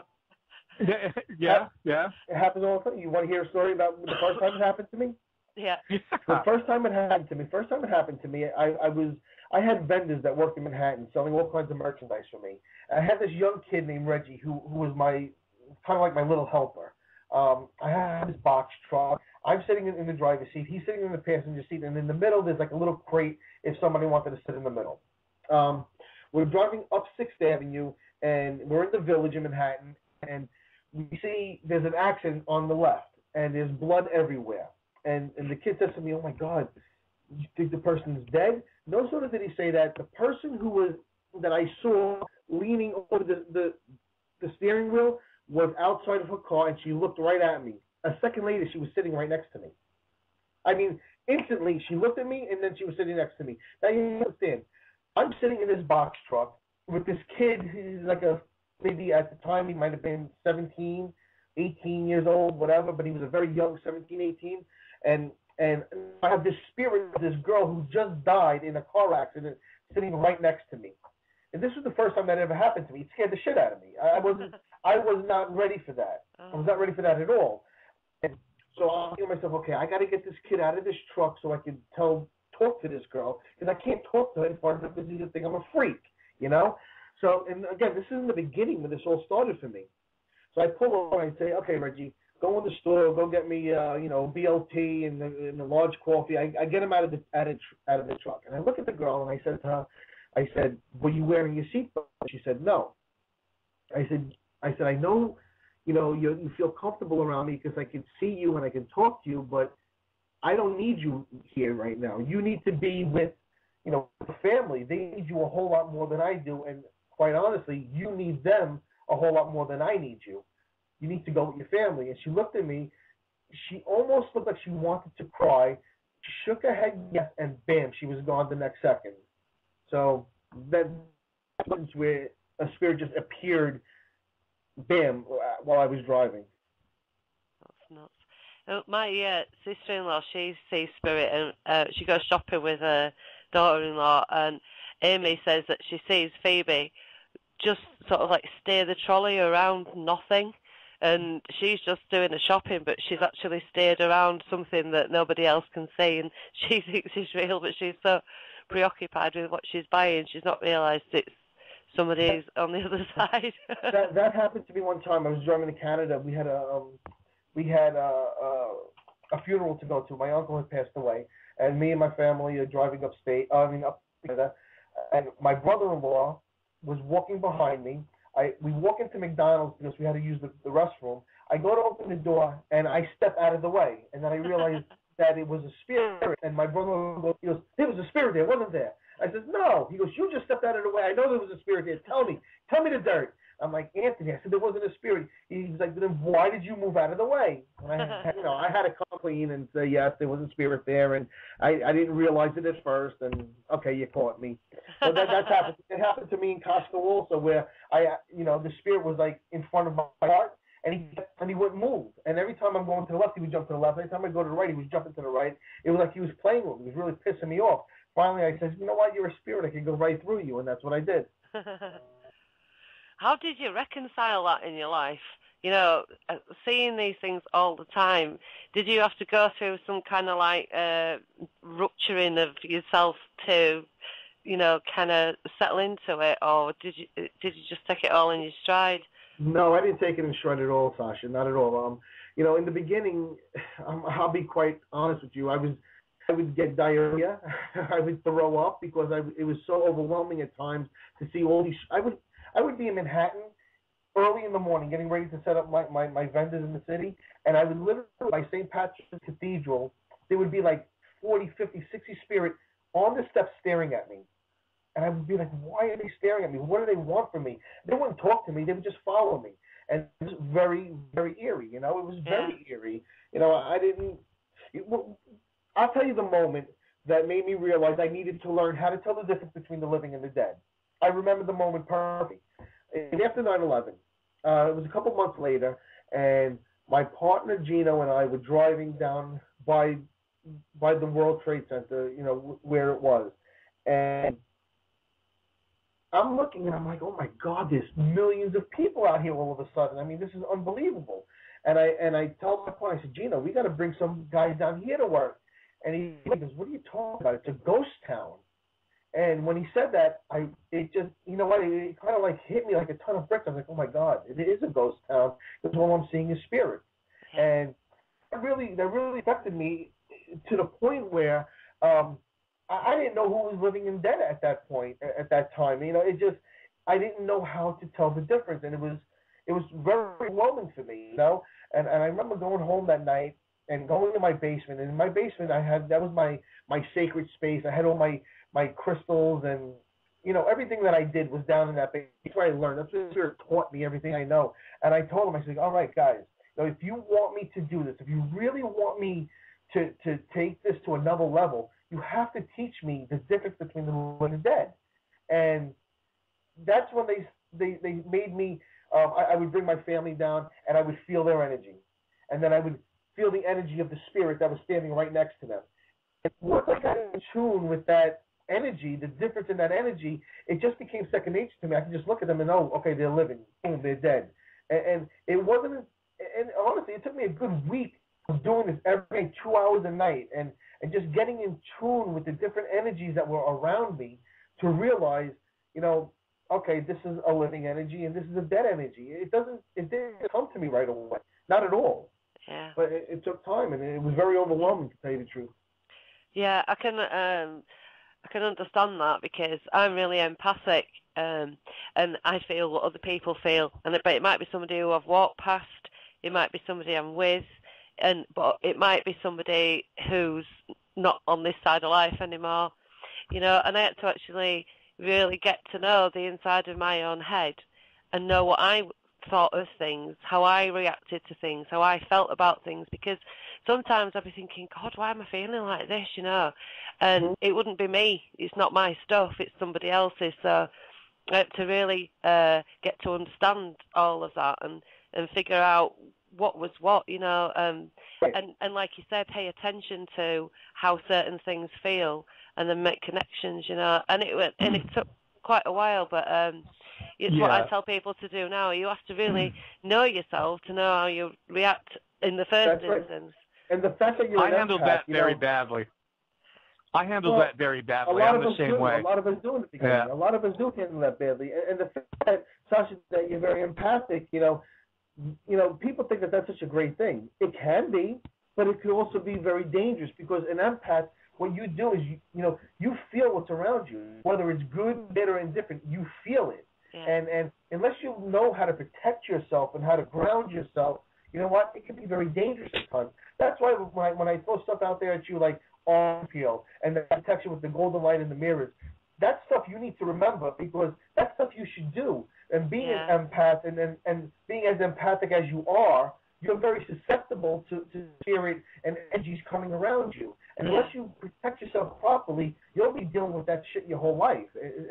And these are just two little techniques to help you deal with what is going to happen for the rest of your life. Yeah, they are very similar to the techniques that I've developed myself, you know, like taking bits from things that I've read, but more really to my understanding of how energy works and how we generate it, and you know, and how we can like just let it all fly loose, or we can contain it. And so I sort of contain it and use it as like a scalar wave, if you like, you know, to protect myself from any negative attacks or psychic attacks, you know, because I deal with a lot of people who are in pain or don't like what I say or do or whatever. And like you said earlier, you know, I don't become negative and I don't take it on board because it's not my stuff, it's theirs, you know, and I understand that. So I don't go into those sort of really sort of, you know, hung up places anymore. Right. Oh, that's good. Yeah. I had to create an iron vault for myself that I spend a lot of time in when I'm with people that are, you know, my mom has lupus. She's in a lot of pain all the time. And, you know, I'm a lot of the same way that Sasha is just that when I would get those feelings like she was getting from other people, it was completely overwhelming. And I started drinking, turned to drugs, you know, that whole thing. Yeah. Right. You know, that a lot of people do. It deadens your senses, doesn't it? Oh yeah, and it's very confusing. You're like, am I sick? Am I mentally ill? You know, what the fuck is wrong with me? And they start giving you medication, and it's, you know, and that just makes you worse. And so, you know, I've been accused a lot of just being not a very emotional person. Kind of like Pink Floyd's The Wall. You know, you build that wall up. So. Mm-hmm. You know, to protect yourself. And that's essentially what I did. I don't know if it was the right thing to do, but right now I'm kind of tearing it down and finding new ways to exist, because you die inside. You know what I mean? I mean, you actually, absolutely. To stop feeling all that other stuff, you have to shut yourself down. And that's I think I took the very wrong approach in doing it. But by myself. I mean, I had, you know, Chris, I had no mentors. I had no, you know, I thought I had it under control, and, you know, the usual BS that guys do. Right. Well, no, I did that too, Guy. I totally did that too. It's not a guy thing, not in this situation. I think it's a survival thing. Well, can I say something? You know, Guy, I said a couple of very key words there. You said drugs, you said alcohol, and you said, what else did you say? Oh, Jesus, there was a third thing you said, and I can't remember what it was. But, you know, those are things that that allow negative entities to attach to you. You know, most of the exorcisms I've done have been with people who either abuse drugs, abuse alcohol, or into maybe pain medication. They have some type of addiction. And when I say addiction, it doesn't have to be just drugs or alcohol. It could be addicted to sex. It could be addicted to alcohol. It could be addicted to gambling. Yep. It's when you give your you know, you're being up to something else, you know, more powerful than, you know, giving them something else more power than you hold within yourself. That's when spirit can attach to you. So by stopping the drinking, stopping the drugs, stop that type of stuff, that goes a long way in allowing yourself to push spirit away from you, push the attachments away from you. So that's what you need to work on, stopping those addictions, and then you'll see how the spirit attachments just kind of like wither away. And it's amazing how it happens that way. About 12 years ago, you know, I quit doing drugs, and then probably in about 2003, 2004, 2005, right in there, I quit drinking, and and that sort of thing. You know, I've drank since then, you know, like at New Year's Eve or something like that, but it's been a positive thing, you know, if I with friends or something like that. And but then there's also a healing that you have to go through, because your mind is like an open wound when you stop doing that. That's you know, right. and you kind of have to heal like any injury, and it takes time, and people are really vulnerable, you know, at that time. That's why, you know, they relapse and you know, or whatever, you know, they start cutting themselves, and it's that's right. You know, I really believe that and a lot of it has to do, the whole reason I even do these shows and that sort of thing is that I needed to start talking about this. It's therapy. You know, I needed to start talking about it. I had to. And I had to find out if I was nuts, if everything was in my head, all the people talking in my head, the people yelling my name and laughing when I look, you know, that sort of shit. If I was crazy, or if it was a real phenomenon, because, you know, it was that point to where, well, I'm going to have to do something because I don't feel safe anymore. You know what I mean? I mean, the things that I'm hearing and seeing and those sorts of things, they can't be natural. You know what I mean? It was right. I had to know. And, you know, like this conversation I'm having with you, Chris, is kind of a, not to kiss your ass, but it's kind of a highlight in all the shows that I've done, because it's why I wanted to do these shows, is to learn and have a conversation about these things. You know, people can listen to you and listen to all your accomplishments and all that stuff. They can listen to your show. They can, you know, see you on TV and all that thing. You know, like I said last night, your abilities aren't on trial, that sort of thing. I wanted to have a conversation with someone who gets what me and Sasha and many, many other people have gone through in their life and how they've dealt with it. You know what I mean? Well, it's not like a book of the week. Right. You know, no, I agree. And that's the beauty of shows like this, like you're saying, because there's so many people out there, Guy, that have nobody to talk to.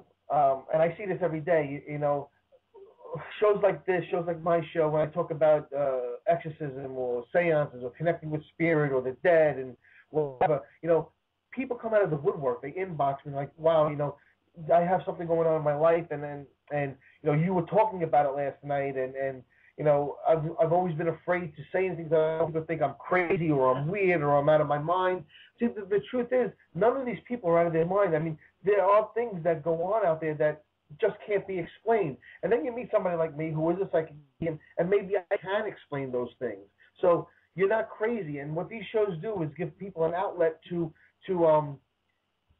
know that they're not crazy, that there are other people like them going through the same exact thing, and it gives them some comfort, and it gives them some place to go to, you know, not think that they're weird or crazy or whatever, and fit in for that 2 hours a night. Whatever it is, you know? Well, yeah. It's important. This is what I do. You know, I do that. Yeah. I do it with the ET stuff, you know, and paranormal fallout that comes with it, but it's exactly the same narrative, you know, almost verbatim what you have said as to what I say and what I do, you know, and most people just want to tell someone, or maybe, you know, you can say, oh, well, so you know, you can relate to them with something that you've either heard or you've gone through yourself. That's right. And they just need to be believed, and they need not to be laughed at, you know, and it's that safe place to go that they need, and I do the same thing. So yeah. You want to know what's interesting? You know, this is what I do for a living, okay? I give readings and whatnot, and I have people that come to me for readings, and they don't even want a reading. They just want to talk. Yeah. They don't want a reading. They tell me point blank, Chris, I don't want a reading. Don't read me. Just talk to me. Yeah. And I'm like, yeah, they just want somebody to talk to. And, it's, you know, I see it more and more out there every single day. Every day. Yeah, it is. It's like since I started doing what I'm doing, it's escalated. It's like a snowball effect, and other people are now doing what I'm doing, you know, and it's really good to see that. Yeah, well, you know, being on UFO Paranormal Radio is a big thing for me because I thank Joe Montaldo all the time for giving me the opportunity to be on that network, because it is a big network, and I do get to go out to a lot of people, and I say it on the show all the time. You know, what I love about my show is that people are learning something every week, and they have a place to go to feel comfortable, and you know, I wouldn't be able to do that without Joe. You know, he gave me that opportunity to get out to so many people, and thank God over the last 2 years that, you know, the listening base has grown and grown and grown, and now it is what it is. But I think all the time, like, wow, you know, I'm going out to all these people and they're hearing all this stuff that's coming out of my mouth. I don't know if they believe me.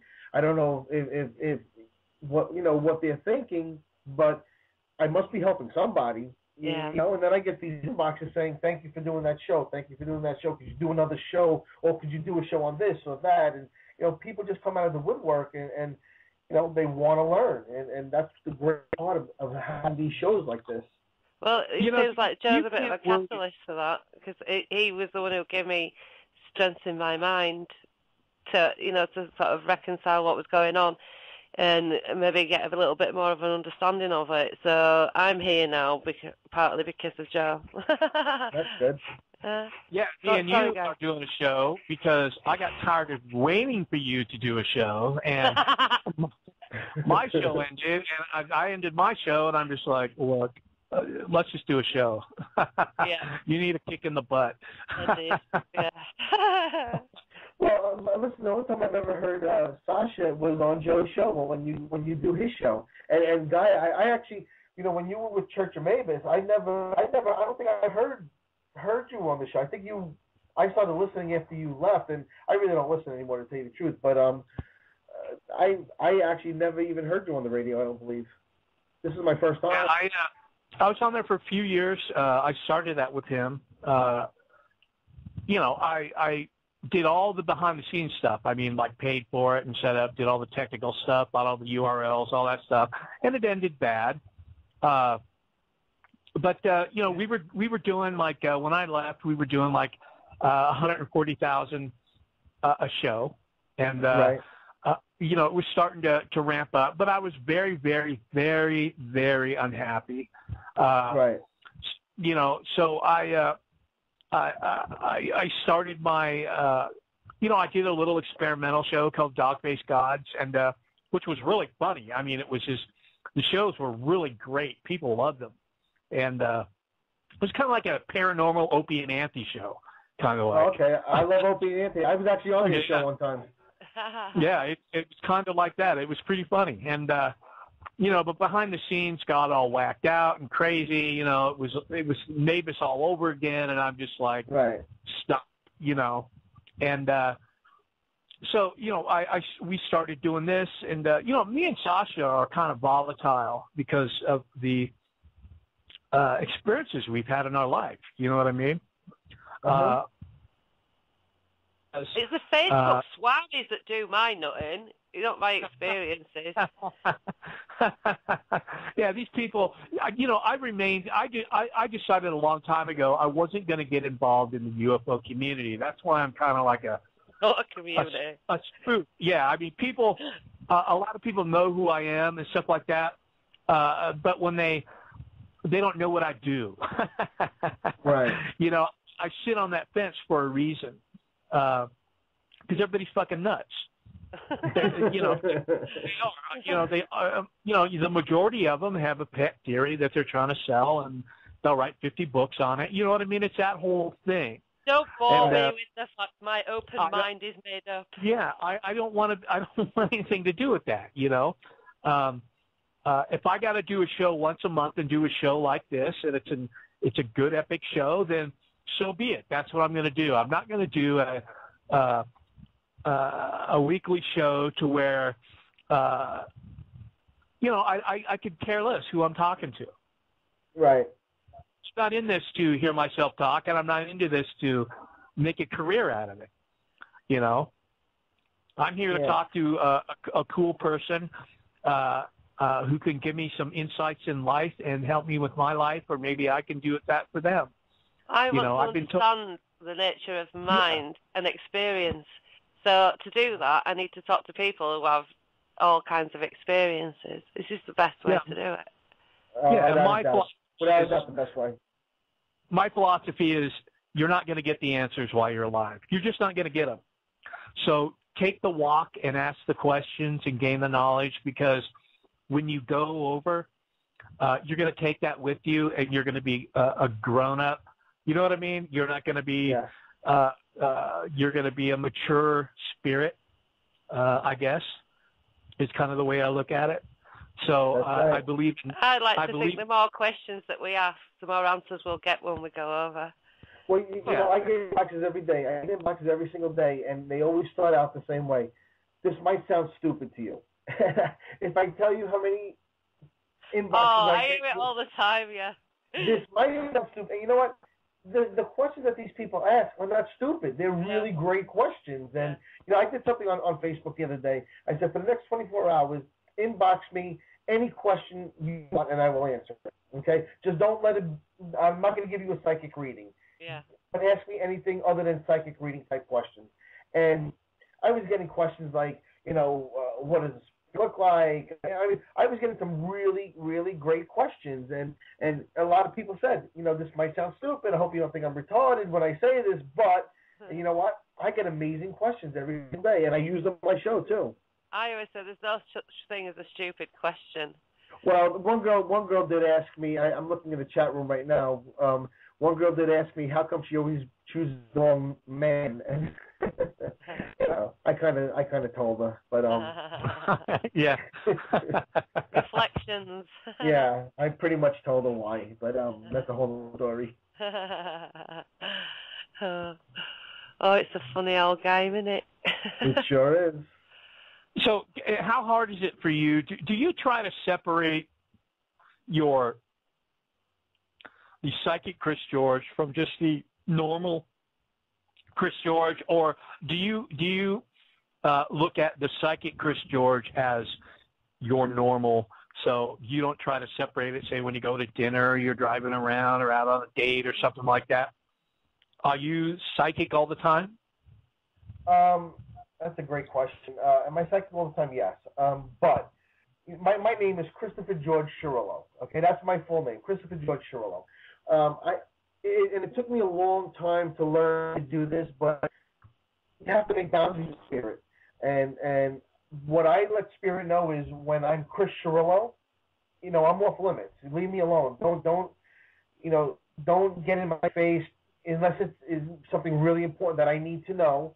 You know, that's my boundary. But when I'm Chris George, you know, I'm open game. And you know what? Most of the time I'm Chris George. When I'm Chris Cirillo is when I'm at a party, or if I'm out on a date, or you know, something, you know, when it's private type stuff, family type stuff, then I don't want to be bothered, you know.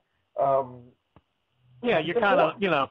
Have you ever been like, you know, doing it, and like you look up and there's like a bunch of people watching you? I mean, oh, you mean no, no. Spirit don't do that. But I have, no, Spirit doesn't do that. But I have asked, you know, if maybe if somebody wants to be with somebody else, I would channel somebody else for them while I was with them. But I've never. Wow, that's pretty kinky, dude. I've never done it. That's pretty awesome. Yeah. You gotta teach me that. But I could. But I wouldn't. Pretty funny. Dude, you're such a liar. You totally would. No, I wouldn't, because you know why I wouldn't? Because what if they were better than me? They'd have to be them all the time. I couldn't do that. I gotta give myself some props. Yeah, they'd be wanting you to channel all sorts of crap. Napoleon. Yeah, you know. Oh, God. My life is crazy. My life is crazy. My life used to be crazy, and I, until recently, made it not crazy. Well, you made the choice, and, you know, good thing you did. Yeah. It was time to decompress and stop all the shenanigans and just go and heal and basically start over, you know. And I'm going to take your advice on a lot of things, Chris, about meditation and stuff like that, because, I have interactions all the time, whether it be cats, or other animals, spirits. And there's one thing that happens in this house, and it's only in the room that I'm in. It doesn't happen anywhere else, where I'm engaged every once in a while, just really subtly. And, I'd kind of like to explore that. Maybe through meditation I could do that. Well, you said a few things, actually, that I can pass on to somebody else who is spirit medium, and she kind of has a few issues with it, because it's hard to live with, obviously. Absolutely. Listen, if you guys ever have any questions that, feel free, to inbox me or whatever. I would help you guys out any way I could. Well, I think she needs a few pointers, and you're giving me a couple of really good ones anyway, but I was going to ask if maybe, could maybe have some interaction with her, because I don't think she knows how to switch it off, and, sometimes she goes off the rails, or she'll lock herself in a bedroom and cry for a couple of days because it just gets too much. Well, you're saying because she's psychic and she doesn't know how to turn that off? Yeah, she's been important. that way since she was 4 years old, and she's just kind of got on with it, without any choice. But, I think she needs to, for some sort of peace in her life. It's all about boundaries. It's all about boundaries. Yeah. I look at a lot of the psychics, okay? Now, forget the famous psychics, because the famous psychics, a lot of them don't even do psychic work anymore. They're television stars now. Yeah.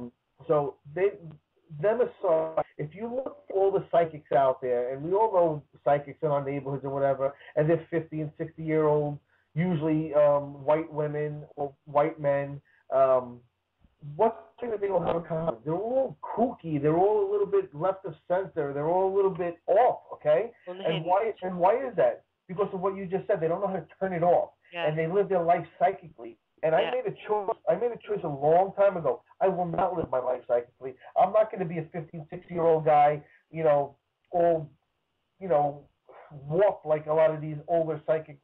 I just won't live my life that way. And that's why I make a very conscious effort to, be, a regular guy until I have to work, until I have to, be Chris George. And that's gone a long way with me being very grounded, and I'm very grounded, and I'll continue to be that way, because I don't want to be that older psychic that's off his rocker. It's not going to happen. Well, it's interesting because she does have a sort of I call it a stage name, an alternative name to her real name. Right. So I actually wrote it down when you said that, to switch it off. You have to. To tell them.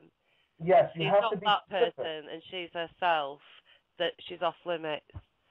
People that want to get messages, what I tell them to take 20 minutes a day and meditate. And in that 20 minutes, tell Spirit, okay, this is not my 20 minutes, it's your 20 minutes. For the next 20 minutes, as I start meditating, I clear my mind, you're allowed to give me any message you want. You're allowed to tell me anything you want for the next 20 minutes. Be very specific, give them parameters, and you know what? As you learn to meditate, they will start talking with you. And for that 20 minutes a day, you will get your messages, okay? It's a simple thing. You just have to do it every day until you perfect it, okay? Yeah. You have to set boundaries. Give them a time frame, and they will work with you. They absolutely will. That's brilliant. That's really good. That's really helpful. Okay. We've been talking, there's been 2 incidents where I'm not sure what I've heard, but it sounds like voices. Not in my head, but, like EVP type stuff coming over. Yes.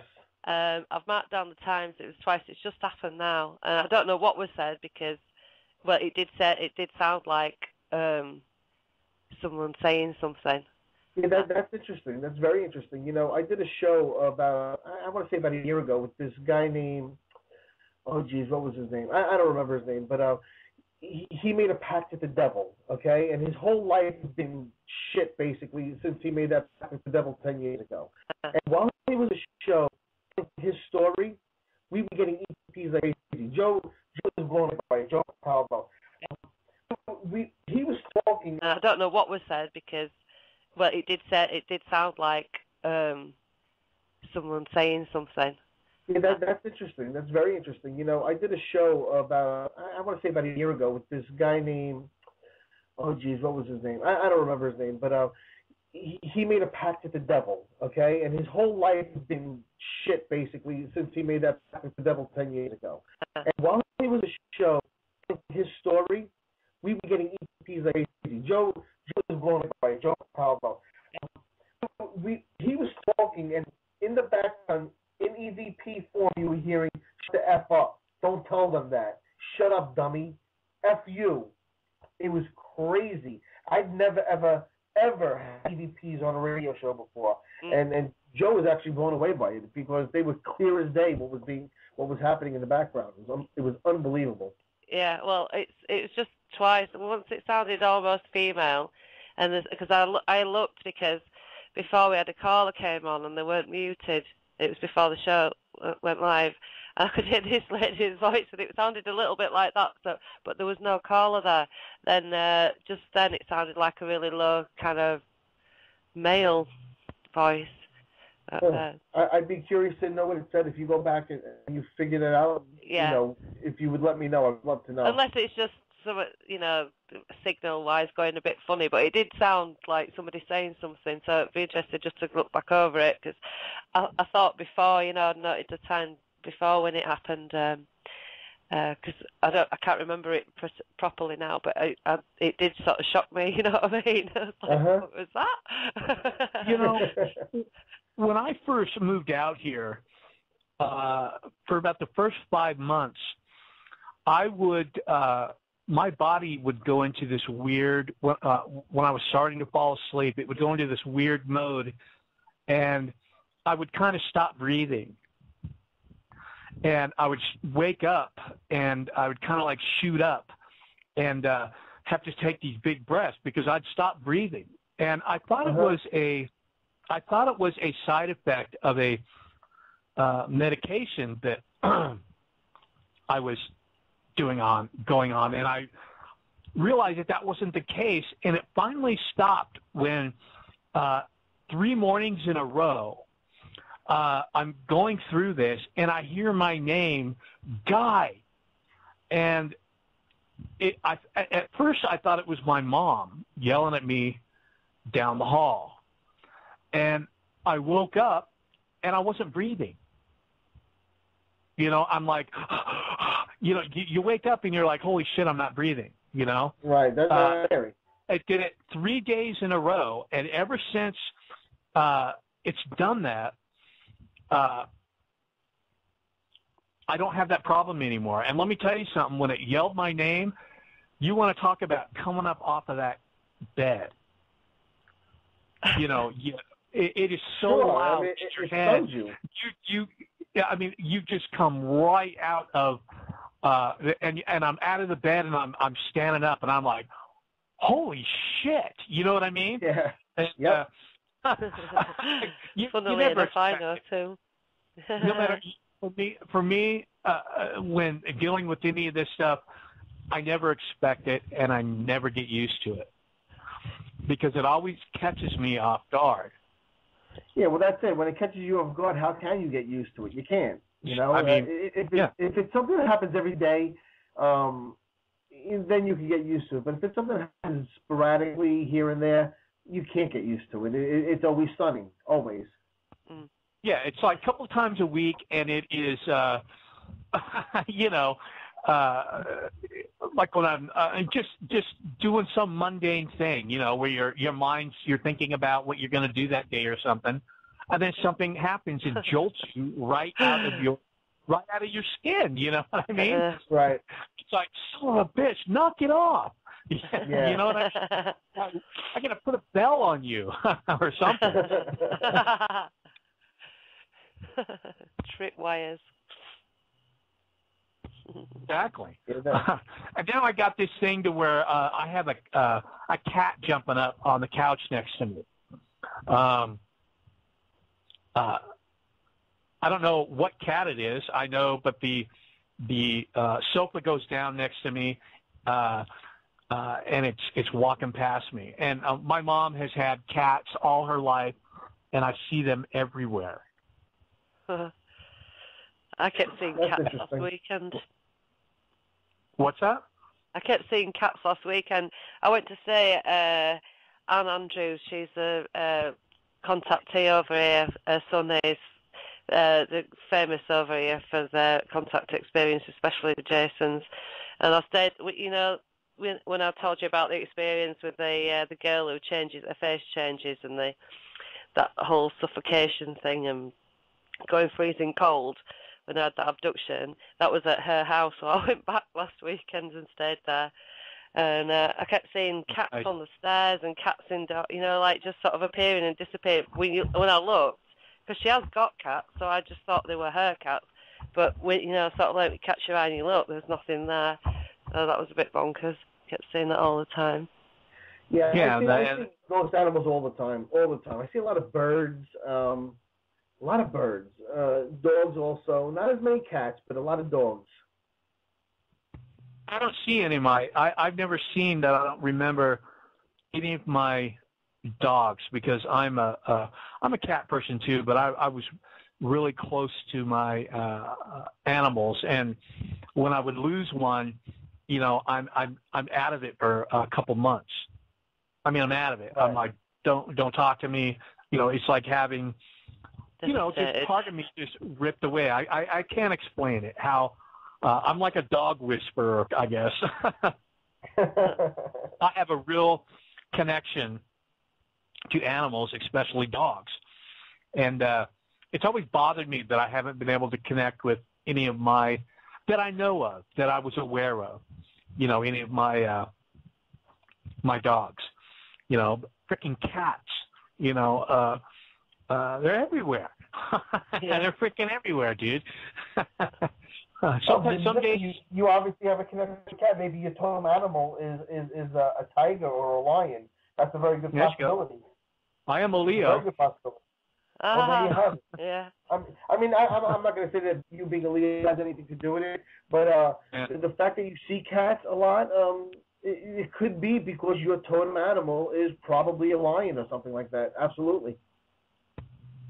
Yeah, that's possible. I've had cats all my life, and I've had a few cats that were just that were almost. I mean, people say this, but they were. I had an almost human connection with them. Right. Well, let me tell you something, and you're gonna probably think I'm crazy when I tell you this.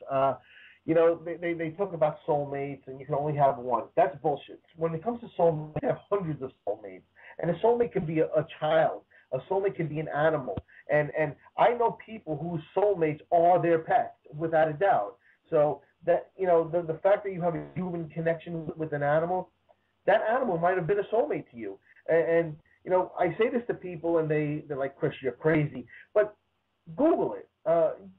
People have said this for years and years and years and years. I know people who absolutely their soulmates are their pets.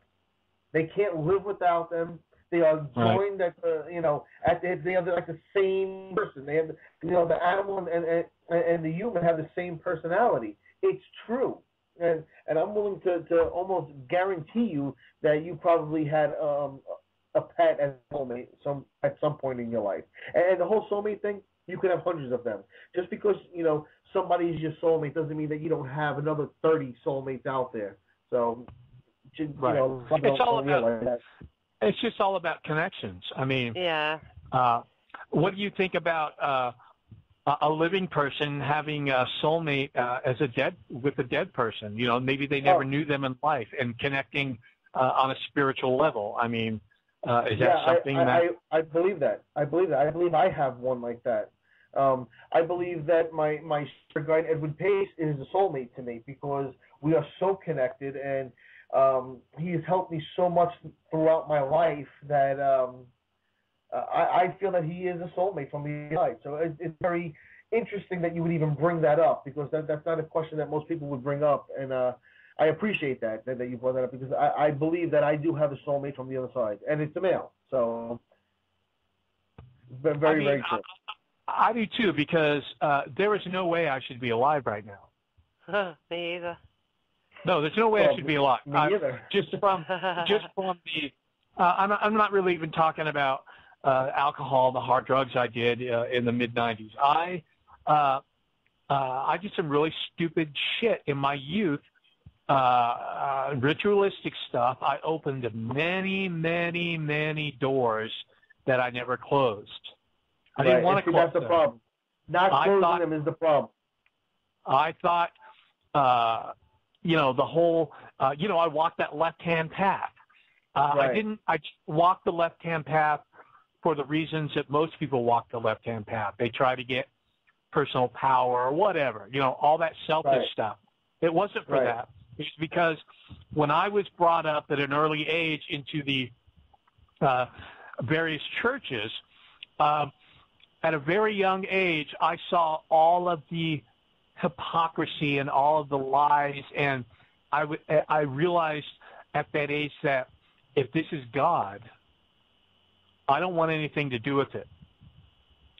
So I'm thinking that, the devil or whatever. And, I'm talking as someone who's 11, 12 years old.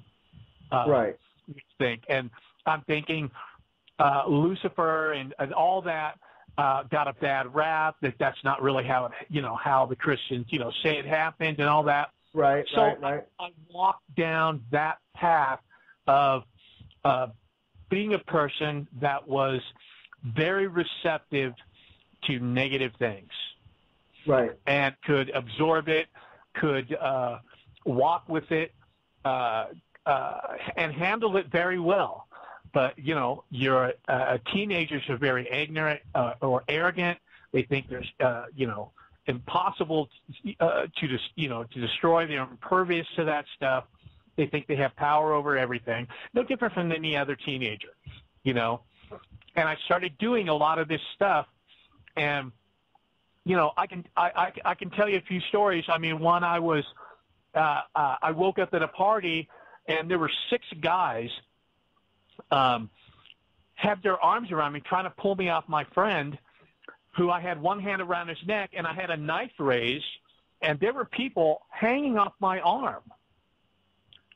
And you don't remember it? Off of him. And no, I don't remember anything except waking up and this happening, and they said I just crumpled. Wow. And I just laid there. And this happened when, I was 19, 20, and that was a couple of years after I had an issue with that time I told you that I got knocked down a bunch of times. For 20 minutes before, this thing was bending the glass in my window like it was made of, it was saran wrap, and I wasn't scared. I was like, this is cool as hell. And I think that pissed it off. Yeah. You know what I mean? Well, I wasn't like, oh my God, I'm running in terror. I was like, fucking right on, man. What else you got? And I think that kind of pissed it off, and then it escalated and that sort of thing. And then I started thinking differently, and I started still doing the same stupid stuff. Like I said earlier, opening those doors and not closing them. And, I don't know if I was subconsciously doing it later in life, because I still I held on to those views for a long time. Well, the thing with opening doors is, first of all, it's usually not a good thing. The worst part about it is not closing it, because there are energetic imprints that are left behind and that are attached to you because of those doors that you opened and never closed. That's the problem. Now, opening it isn't so much the problem as it is not closing it. That's the big problem. Exactly. Yeah, exactly. And, like I said earlier, I didn't have any type of mentor. I didn't have any type of someone who could give me advice on that. I was left to my own devices and to just, process the stuff in my head. Right. And it kind of it beats you up after a long time. It's interesting, actually. I just remembered something that a psychic said to me. She was very accurate. I didn't think she was, because what she said was stuff that was going to happen a few years in the future.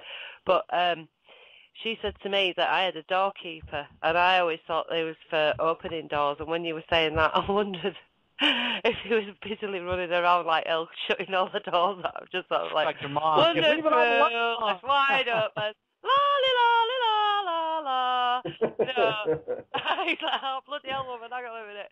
You know, yeah, it's probably it. I probably need somebody to tidy up after myself. After me on the astral, I've got my own little clean up. That's pretty funny. Makes you wonder, though, you know. You know, you guys do a really good job on this show. Has Joe asked you to come on to the UFO Paranormal? Not yet. I think we were a little bit sweary, I think, but we've sort of got that out of the system now. I think he put the feelers out with somebody, because I got a message, and they're like, you really need to come, you know, like, you really need to come on Joe's network, and would you really want to come on it? And I basically told them what I said earlier, is that, you know, with schedules and all this stuff, you know, I don't know if we could commit to a weekly show. Right. Well, I know he's doing, like, I was doing a show the first Friday of every month from 11 to midnight. I was just doing psychic readings. I don't know, maybe you guys would be open to something like that.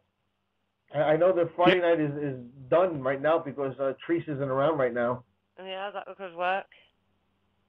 You know, even if you guys did a bi-monthly, you know, two nights a week. I mean, you guys do a nice job on the show. You know, you should be out there. I appreciate it, dude. Yeah, it's for the love of the subject is what it is.